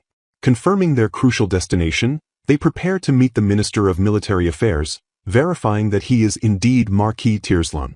Attempting to completely ease the lingering tension, a knight reassures Martina that the Marquis is a very sincere man and urges her not to worry about the upcoming meeting. He further bolsters her confidence by adding that His Majesty is also an admirable person worthy of respect, ensuring her that her word won't be dismissed lightly. Approaching the solemn corridors of military power, Martina and her knight escort arrive directly outside the designated office of Lord Lambert. Inside the lavishly decorated room, the distinguished Mark Tirslan turns with a composed, authoritative demeanor, calmly asking what it is that has brought them to him. Skipping all traditional formalities due to the emergency, the commanding knight promises to get straight to the point, prompting the Marquis to demand to know exactly what happened. Outlining the horrific reality, the knight formally introduces Marquis Tirslan and reports that a black mist has appeared in the eastern forest, birthing a large number of monsters that should not exist in this region. Framing the highly precarious state of the front lines, he explains that while they are currently managing to hold them back, they do not know what may happen or when, prompting the Marquis to ask what this mist actually is. Deferring to superior academic expertise, the knight steps back and announces that Martina, who possesses specialized knowledge on the subject, will provide the detailed explanation regarding the mysterious mist. Stepping forward with absolute clarity and poise, Martina formally introduces herself as an administrative department official and confidently states that the black mist is most likely what is referred to as a miasma pool.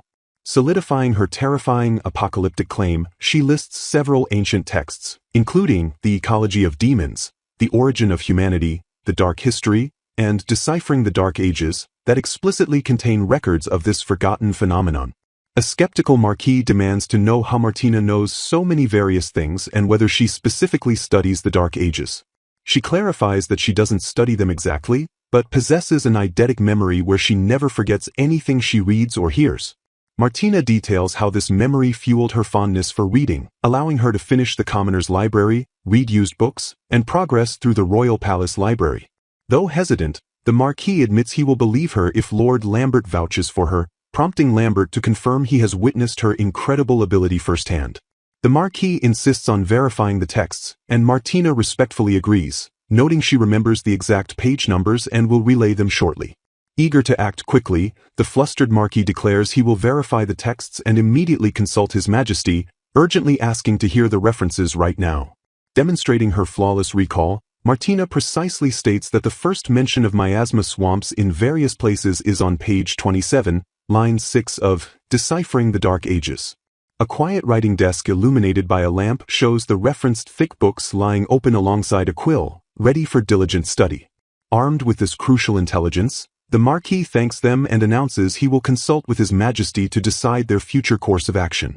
He firmly promises to issue a direct policy directive across the kingdom once the royal decision is finalized. Understanding the gravity of the situation, the knights are formally instructed to wait on standby at the Knight Order and Administrative Department respectively. Leaving the tense office, a worried knight ponders aloud what will happen now in the wake of such an unprecedented threat.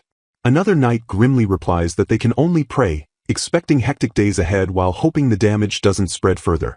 Seeking to ease her anxiety, Lord Lambert reassuringly tells Martina that the damage should be minimal since they identified the mist early and can deal with it. He sincerely thanks Martina, completely crediting their early tactical advantage to her vast, unparalleled knowledge. Fostering a sense of shared duty, he encourages her by suggesting they both do their utmost to protect the country. Martina enthusiastically agrees, walking confidently alongside Lord Lambert down the grand, echoing palace hallway. Outside, peaceful clouds drift slowly over the multi-story buildings of the royal capital, belying the crisis brewing within. Returning to her duties, Martina quietly pushes open the heavy doors to the administrative department. The moment she steps inside, a colleague immediately spots her arrival and calls out her name. Recognizing Senior Roland, Martina rushes forward, expressing her immense relief that he is safe. Roland warmly dismisses her concern, apologizing instead for worrying her and leaving all the night deployment work to her. He highly praises her administrative efforts, acknowledging that she expertly handled a job only she could possibly do. Feeling the heavy tension finally leave her body, Martina admits that seeing her senior made her feel like she could finally relax. Noticing her visible exhaustion, Roland asks if she is tired, and she admits the night's incredible stamina completely drained her. She embarrassingly recounts how Lord Lambert eventually had to carry her out of the dense forest like a small bird. Roland teasingly agrees with Lambert's assessment, pointing out that she really is still quite small in stature. Pouting slightly at the tease, Martina defensively insists she plans on getting bigger, causing Roland to laugh good-naturedly. Shifting the topic back to the crisis, Roland seriously asks what happened with the monsters and if they were successfully dealt with. Martina explains that while the immediate emergency has passed, a major problem has arisen, prompting her to report directly to the Minister of Military Affairs. Acknowledging that the situation is serious enough to require the king's direct attention, Roland agrees they must simply stand by for the official directive. He wisely advises that in such unprecedented cases, it is better not to act on personal judgment or disclose sensitive information prematurely. Agreeing with his highly cautious approach, Martina promises to wait and inform everyone only after the official directive arrives. Seeing her resilient spirit, Roland suggests they simply continue with their regular administrative work for the time being. Suddenly, a loud, panicked voice echoing her name shatters the quiet office atmosphere. Martina turns just in time to see Nadia rushing toward her, tearfully declaring how worried she was. Nadia frantically scolds her friend for being reckless, having heard that Martina deployed directly alongside the combat knights. Calming her frantic friend, Martina explains that Lord Lambert specifically valued her abilities and requested she accompany them in a supportive role. She softly reminds Nadia of her flawless memory regarding monster weaknesses, keeping the terrifying truth of the miasma pool a strict secret for now.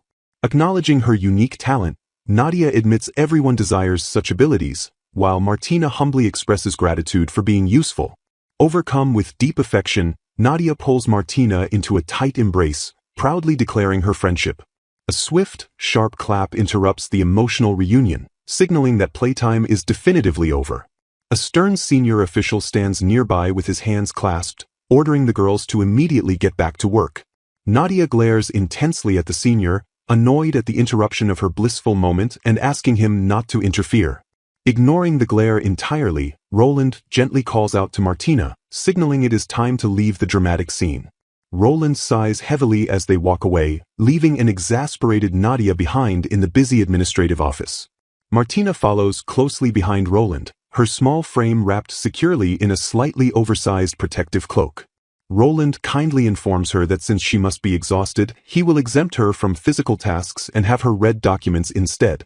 Martina beams with pure joy at the prospect of reading instead of labor, her face lighting up brilliantly.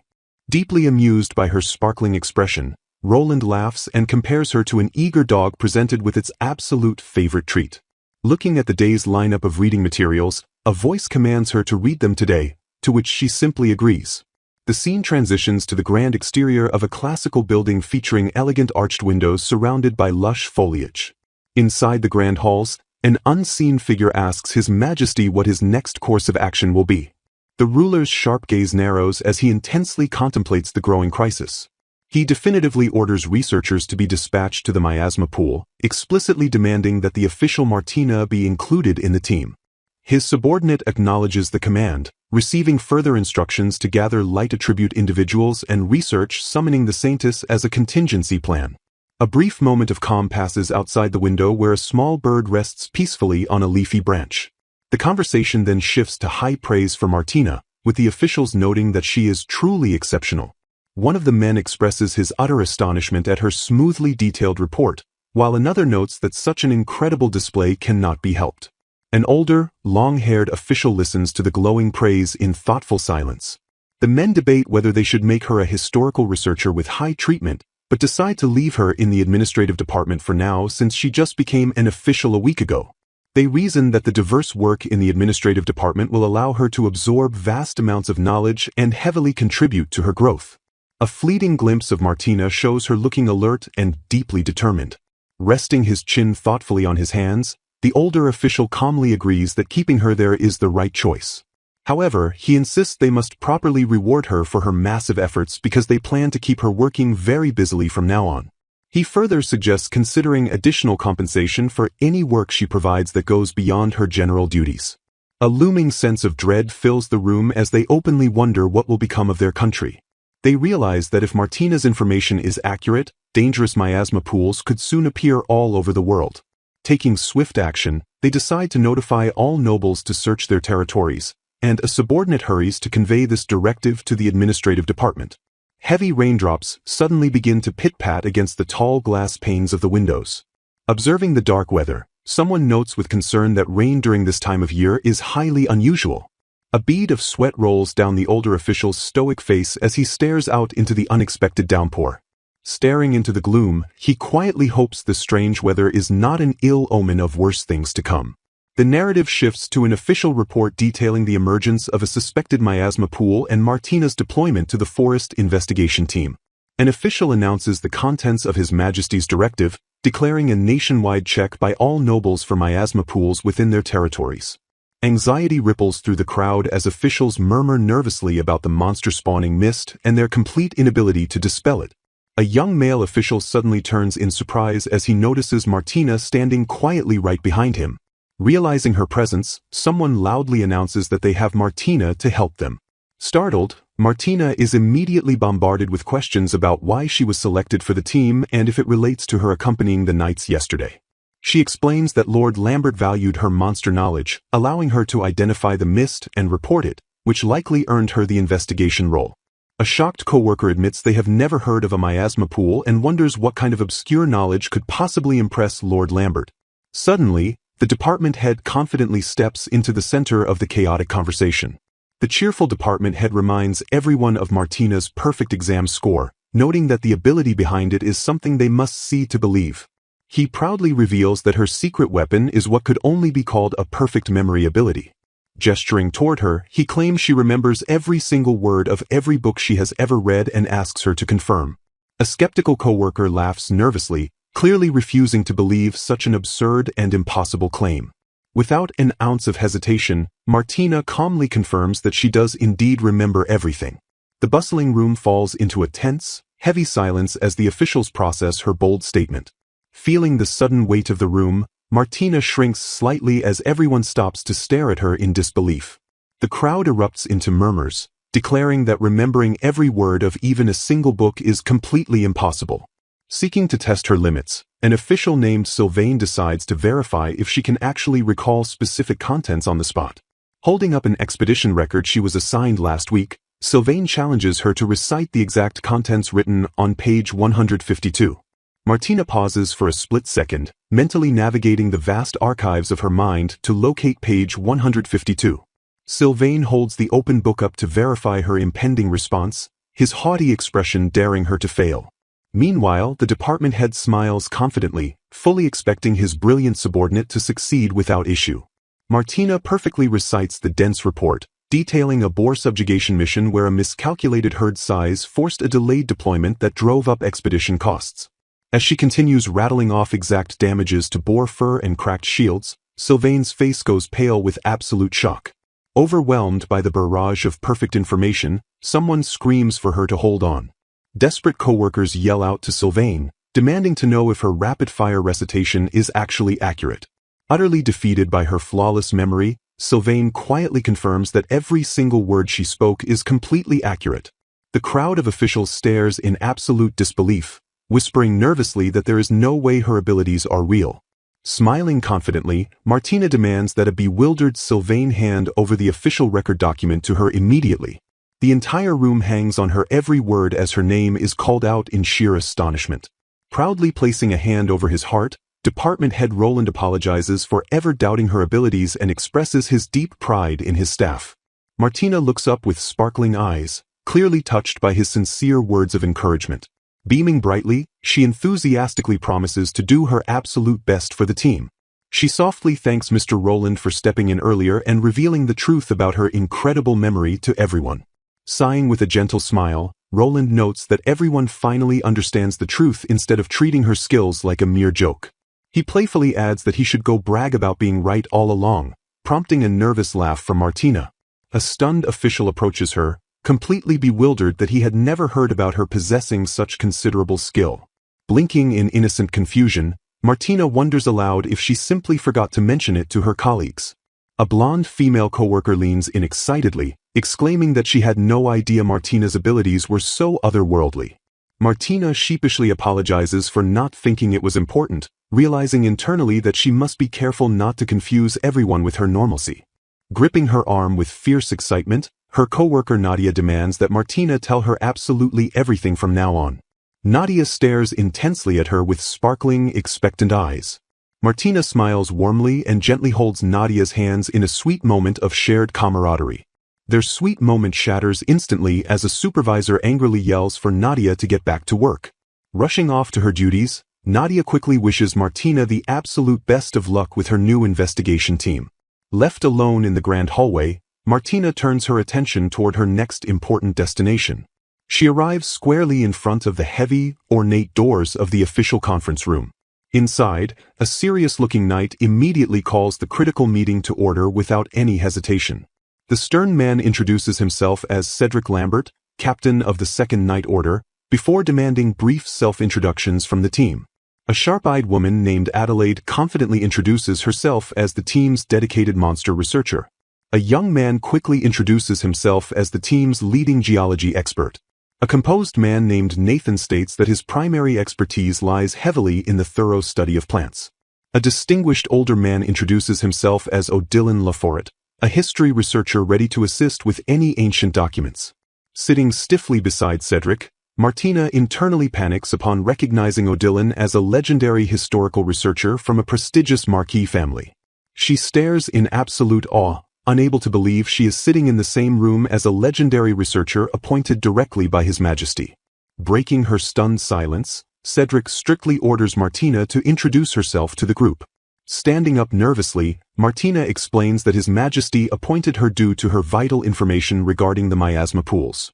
Bowing respectfully, she earnestly promises to do her absolute best to assist the seasoned experts. Odilon immediately questions her, noting that he couldn't find any historical descriptions of miasma pools in such a short amount of time. Leaning in with sharp curiosity, he demands to know exactly how she knew about the obscure phenomenon. Adelaide expresses her utter disbelief, noting that even as a dedicated monster researcher she had never heard of it. The young geology expert chimes in, stating he has traveled the entire world without ever seeing monsters emitting a black mist. The team immediately overwhelms Martina with rapid-fire questions about the mist's composition, forcing another member to intervene and calm them down. The eager researchers quickly apologize for their intense outburst, which Martina graciously waves off. Taking a calmer approach, Nathan explains that his frequent forest studies have never revealed anything resembling the described black mist. Martina closes her eyes and takes a deep breath to carefully process the massive influx of expert testimonies. Opening her eyes, she politely thanks the entire team for sharing their valuable perspectives. Steeling her resolve, she declares that she must first explain her unique ability to the group. She reveals that she remembers the exact contents of tens of thousands of books, allowing her to connect the current black mist to the ancient term. A stunned silence falls over the room before someone quietly asks if that is actually the truth. They mutter that her encyclopedic power is completely unbelievable and entirely unexpected. Ignoring their shock, Martina rapidly rattles off the titles of several Dark Age summaries and demonology papers that document the miasma. The group of elite experts sits in stunned, collective silence as they process her massive information dump. Every single member of the team stares at her with newfound, profound respect. The sheer volume of her mental library heavily outweighs the physical stacks of research documents lying on the table. Odilon and the young geologist completely agree that her memory is nothing short of miraculous. Bringing the meeting back on track, Odilon concludes that they must immediately investigate the site and devise a permanent way to eradicate the miasma pool. Summarizing their current intelligence on miasma pools, Lord Laforet outlines the crucial points their investigation team must deeply explore. He solemnly notes that, according to Martina, eradicating a pool currently requires either summoning a rare saintess or deploying light attribute magic. Because light magic users are exceedingly scarce, His Majesty is urgently gathering them as a final resort while the team desperately seeks an alternative solution. To that end, Laforet commands the gathered scholars to conduct rigorous investigations and verifications within their respective specialized fields.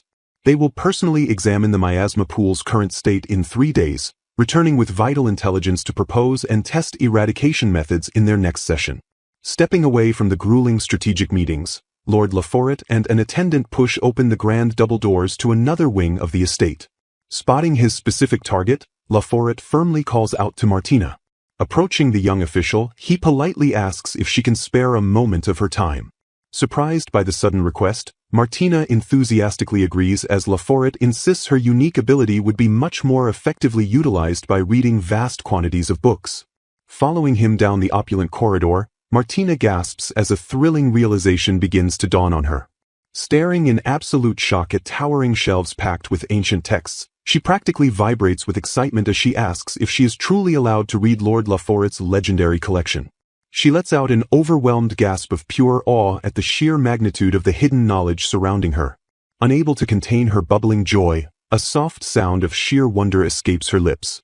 The dimly lit, labyrinthine library houses countless rare tomes stretching endlessly toward the ornate ceiling. Scanning the pristine spines, Martina instantly recognizes that many of these obscure titles are completely absent from the Royal Palace Library. Sparkling with unrestrained delight, she clasps her hands together and declares the monumental collection to be absolutely wonderful. Narrowing his eyes slightly, Lord Laforet questions how a brand new official could possibly know the contents of the entire Royal Palace Library when she shouldn't have had the time to finish reading them yet. Martina cheerfully admits she hasn't finished reading everything, but her flawless memory allowed her to memorize every single title just by looking at the spines. Beaming with innocent, triumphant pride, she stands confidently before the massive bookshelves. Taken aback by the sheer scale of her miraculous retention, Laforet's calm demeanor briefly shatters into stunned silence. Quickly recovering his composure with a warm chuckle, he perceptively notes that she possesses a profound and genuine love for books. Martina smiles brightly, explaining that absorbing and learning completely new information is a deeply enjoyable experience for her. Staring at her with newfound respect, Laforet seriously declares that her insatiable curiosity is a formidable talent in itself. Capitalizing on her unbridled enthusiasm, he urges her to absorb as much knowledge as possible today and officially grants her unrestricted free access to his private sanctuary from tomorrow onward. Martina's eyes blow wide open, utterly staggered by the incredible revelation that she can come and go as she pleases. A silent expression of profound gratitude and overwhelming disbelief washes over her delicate features. Recovering her wits, she points out the priceless nature of the collection and cays why such generous permission is being bestowed upon a mere novice. Confirming her accurate assessment of the collection's immense worth, Laforet holds her gaze with unwavering intensity. He smoothly explains that it is precisely because these ancient texts are so incredibly valuable that he desperately wants her to read them. Sharing his deepest life's ambition, Laforet reveals his desire to use remaining historical materials to unravel history and pass that truth to future generations, even if he isn't the one to finish the work. Listening intently, Martina realizes that her vague perception of him as simply an amazing man heavily underestimated his pure, selfless devotion to preserving history. Putting the complex pieces together, she asks if he intends for her to weaponize her perfect memory for the sake of advanced historical research.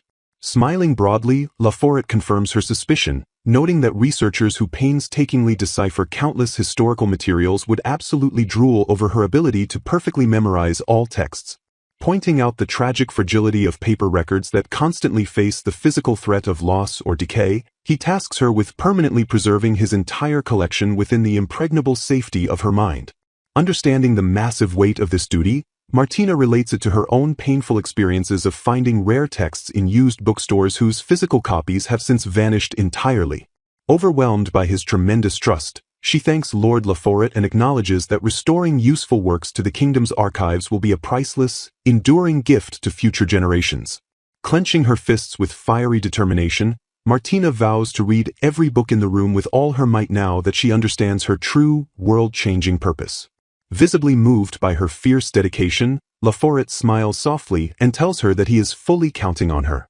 Leaping straight into action, Martina declares she will immediately focus on Dark Ages history and demon research, a strategic starting point Laforet wholly endorses. As day peacefully fades into night, a serene sky blanketed in shifting clouds and rustling foliage settles over the quiet, sprawling estate. Deep into her relentless studies beneath the glowing moonlight, Martina calls out to Laforet to present a specific book that, while lacking direct mentions of miasma pools, contains incredibly useful peripheral information. Intrigued by her remarkably sharp analytical skills, Laforet steps closer and asks exactly what useful information she has managed to uncover. Cross-referencing her newly absorbed knowledge, she explains that the book's seemingly far-fetched theories on the origin of humanity's birth gain serious credibility when rigorously compared to other ancient texts. Thoroughly impressed, Laforet agrees and instructs her to note down the comparison titles, a monumental task the young official accepts with vibrant enthusiasm. Watching her tirelessly catalog the ancient mysteries, Lord Laforet silently praises her unexpected brilliance, profoundly realizing she is thriving in her absolute perfect position.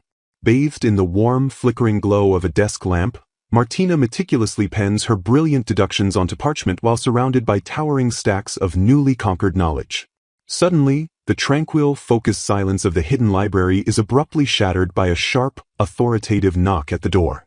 Martina completely halts her frantic writing, glancing over her shoulder toward the heavy wooden doors with wide-eyed curiosity.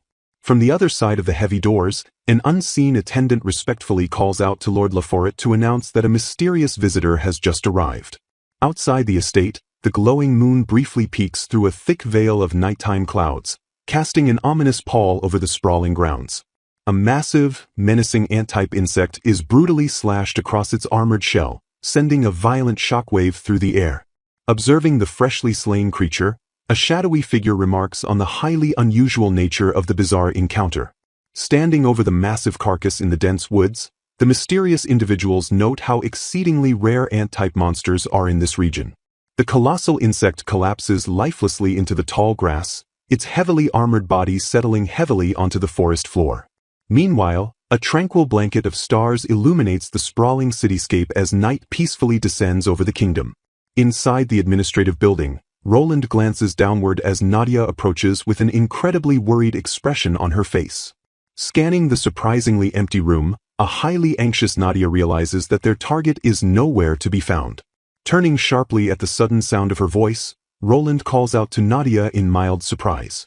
Complaining that dinner time is almost over and he is getting hungry, Roland asks a distressed Nadia if she has seen Martina anywhere.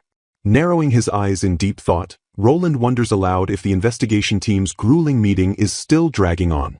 Nadia firmly dismisses the theory, arguing that working hours ended long ago and any prolonged meeting would have been postponed to the next day. Connecting the ominous dots, she anxiously concludes that the meeting must have ended hours ago without Martina ever returning. Suddenly struck by a frantic burst of realization, a sharp gasp escapes Nadia's trembling lips. Sprinting frantically out the door to check Martina's room one last time, she leaves Roland to hastily search elsewhere.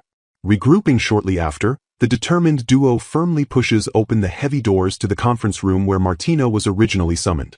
They recall with absolute certainty that the director had explicitly ordered their missing friend to attend a meeting in this exact room.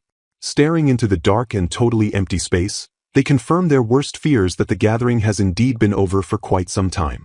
A chilling silence falls over them as they begin to silently wonder if Martina was somehow caught up in a dangerous incident after the meeting concluded.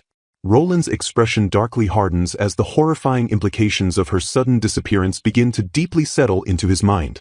He grimly theorizes that spiteful nobles violently pushing back against the rising status of commoners might have maliciously targeted her. Listening intently to his dark hypothesis, Nadia touches her chin thoughtfully as she carefully analyzes the complex political landscape. Shaking her head with calm logic, she firmly counters that an overt political assassination is incredibly unlikely under the current circumstances. She confidently explains that Martina's recent massive successes have terrified corrupt nobles, making her practically untouchable. Pivoting to a much more practical approach, she sharply asks Roland exactly who was presiding over the mysterious investigation meeting.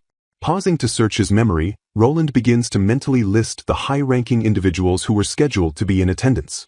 The scene abruptly shifts as another concerned colleague urgently asks if the young official has finally returned. Standing tensely in the corridor, the two thoroughly report that their missing friend is absolutely nowhere to be found in the dorms or the administrative offices. The realization powerfully strikes them that the meeting itself was actually quite brief, making her prolonged absence even more bizarre. Piecing the crucial timeline together, they rapidly deduce that Lord Laforet most likely whisked Martina away to his private research laboratory. Clarifying the target's identity, they confirm they are desperately seeking the brilliant historian Sir Odilon Lafort. Nodding with renewed, fiery determination, Roland sincerely thanks their informant for the incredibly vital clue. Without wasting another precious second, he boldly declares his immediate intention to storm the historian's private laboratory. Marching down the opulent corridor leading to the restricted archives, the duo notes the strangely heavy and unnatural quality of the air. They quickly realize the stifling environment is highly intentional, meticulously designed to strictly prevent priceless ancient materials from slowly deteriorating. Their hurried footsteps loudly echo against the polished wooden floorboards as they press deeper into the profoundly silent sanctuary. Pushing through the creeping anxiety, they desperately pray that their missing friend is safely waiting at the end of the long hallway. Spotting their final destination, Roland sharply points toward a set of massive, intricately carved doors sealing the legendary research lab. Raising a tightly clenched fist, he confidently hammers a loud, demanding knock against the heavy wooden barrier. Projecting his voice through the thick wood, Roland respectfully announces their identities and deeply apologizes for the abrupt intrusion. He politely requests a brief moment of the renowned historian's time to urgently ask about their missing colleague. The two young officials stand completely frozen in the tense silence, anxiously waiting for any sign of life from within the sealed room.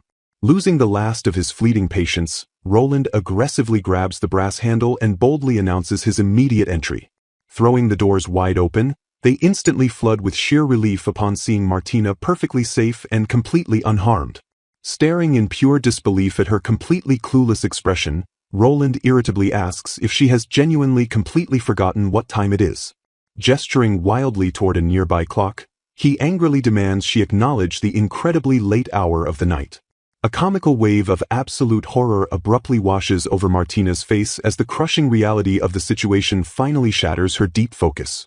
Dizzying visions of swirling clock hands and ticking Roman numerals violently dance across her increasingly panicked mind. Glancing out the darkened window, she squeaks in genuine shock at the deeply midnight sky looming over the silent kingdom. Flailing her arms in a total state of absolute panic, she violently bows and profusely apologizes to her incredibly exhausted friends. Drooping her head in deep shame, the dedicated bookworm sheepishly admits that she had been entirely swallowed alive by the vast sea of historical knowledge. Martina's companions search frantically for her, ultimately scolding her for becoming far too absorbed in her books to notice her surroundings. Martina reflects on her lifelong habit of losing herself in literature, often forgetting basic needs like lunch until night falls. She remains in a state of utter disbelief at her own lack of professionalism and the blunder she committed while on the clock. Humbled by their concern, Martina offers a sincere apology to her friends and specifically thanks Nadia for worrying about her well-being. A handsome young man and a beautiful woman look on with gentle, reassuring smiles as the tension begins to dissipate. An older man with a mustache and long hair stands in a doorway, observing the group with a calm and measured expression. The group continues to exchange apologies for the commotion caused by Martina's disappearance, thanking the host for looking after her. Feeling the weight of the scene she created, Martina ducks her head in embarrassment while the elder guest asks to be excused for the sudden visit. The long-haired man tells them not to worry, but his attention is suddenly seized by someone in the group. With a look of shock and dawning realization, the man asks the young man if he is, by any chance, Roland. A tense close-up of Roland's eyes captures the sharp moment of recognition as he faces the elder. Beads of sweat form as Roland maintains a steady gaze, silently grappling with the weight of the confrontation. Roland formally acknowledges the man, confirming their relationship by greeting him as his grandfather after a long separation. The grandfather expresses his pleasure at seeing Roland in good health and inquires if the rest of the family is faring well. They discuss the passage of time, noting with surprise that it has been over a decade since Roland last returned home. Since dinner time has already passed, the group decides it is best for Martina to return with them for the evening. The grandfather, Odilon, warmly invites Roland to visit his research lab whenever he wishes in the future. Roland accepts the invitation with a polite, humble bow, expressing his sincere gratitude for the offer. Martina expresses her own thanks for being allowed to read such precious books and promises to help with future research. A view of the laboratory window reveals the late hour of their departure. The three companions walk together down the hall, their silhouettes framed by the light of the corridor. A young girl with a distinctive hair ornament looks up thoughtfully as they move through the building. Martina and the young girl express their shock upon learning that Roland is actually a member of the prestigious Viscount Laforet family. Roland explains with a sheepish grin that he rarely uses his family name to avoid having work pushed on him due to his grandfather's reputation. When asked if he is on bad terms with Lord Laforet, Roland clarifies that it isn't quite like that, though he seems slightly uneasy. The focus shifts to Odilon Laforet, identifying him formally as Roland's grandfather. History reveals that Odilon was a man so obsessed with his research that he often neglected his family and the responsibilities of his rank. Because the main Marquis house looked down on Odilon's free-spirited nature, Roland's branch of the family maintains almost no contact with them to avoid further conflict. Roland admits that because they have so little contact, he genuinely struggles to know how to behave around his own grandfather. The girls react with a simple, "I see," processing the complicated family dynamics Roland has just described. Roland looks away with a somber expression, feeling the weight of his estranged family ties. The transition marks a shift in the conversation as they continue their walk. Text fragments hint at the ongoing dialogue regarding family obligations and research. Roland reiterates that while they aren't close, it isn't as if they are on explicitly bad terms with one another. Shifting the mood, the younger girl playfully scolds Martina, telling her she needs to be much more mindful of the time in the future. She suggests that Martina should keep a clock directly in front of her whenever she decides to start reading. Nadia interrupts the teasing to point out that Martina has somehow managed to get her face dirty during her study session. A hand reaches out with a handkerchief to gently clean the smudge from Martina's face. Martina wonders if she smudged her face while touching old books, but she is shocked to realize Nadia is using water magic to clean her. Martina beams as she is magically cleaned, while Nadia prepares to wipe her fingers as well. Nadia finishes the cleaning process, satisfied with the result of her practical magic. Martina looks at the handkerchief and is horrified to see how truly dirty it has become. Martina stands dumbfounded as she witnesses the handkerchief seemingly cleaning itself through Nadia's magic. Martina speculates the stain came from the back of an old bookshelf, while Nadia remains unsure if the magic will work on every kind of stain. Panicking that the precious handkerchief might be permanently ruined, Martina despairs over how she can possibly atone for the mess. Nadia tells her not to worry, casually mentioning she will just find another use for the cloth if the stain doesn't wash out. Martina realizes she read about stain removal in the Encyclopedia of Everyday Wisdom, and excitedly suggests it might be worth a try.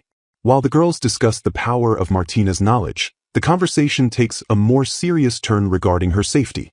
Martina smiles brightly, unaware of the deeper concerns her companions are beginning to harbor. Roland watches Martina, secretly fearing that if her extraordinary abilities become widely known, she will eventually be targeted by dangerous people. Roland stares ahead with a stoic expression while a firm fist knocks on a nearby surface. The scene shifts to 3 days after the investigation team's critical planning meeting. Armored guards work tirelessly at a forest campsite, hauling supplies and setting up heavy tents. Roland, Odilon, and their companions navigate through the dense forest, passing the remains of a fallen monster. The party continues their advance toward the site of the anomaly. The group halts before a terrifying black void that Odilon identifies as a miasma pool, a phenomenon none have seen before. Scientists in the group note that while plants seem unaffected for now, the pool's contact with the ground could be creating special substances. Martina's eye twitches with a sharp realization as she spots a subtle inconsistency in the landscape.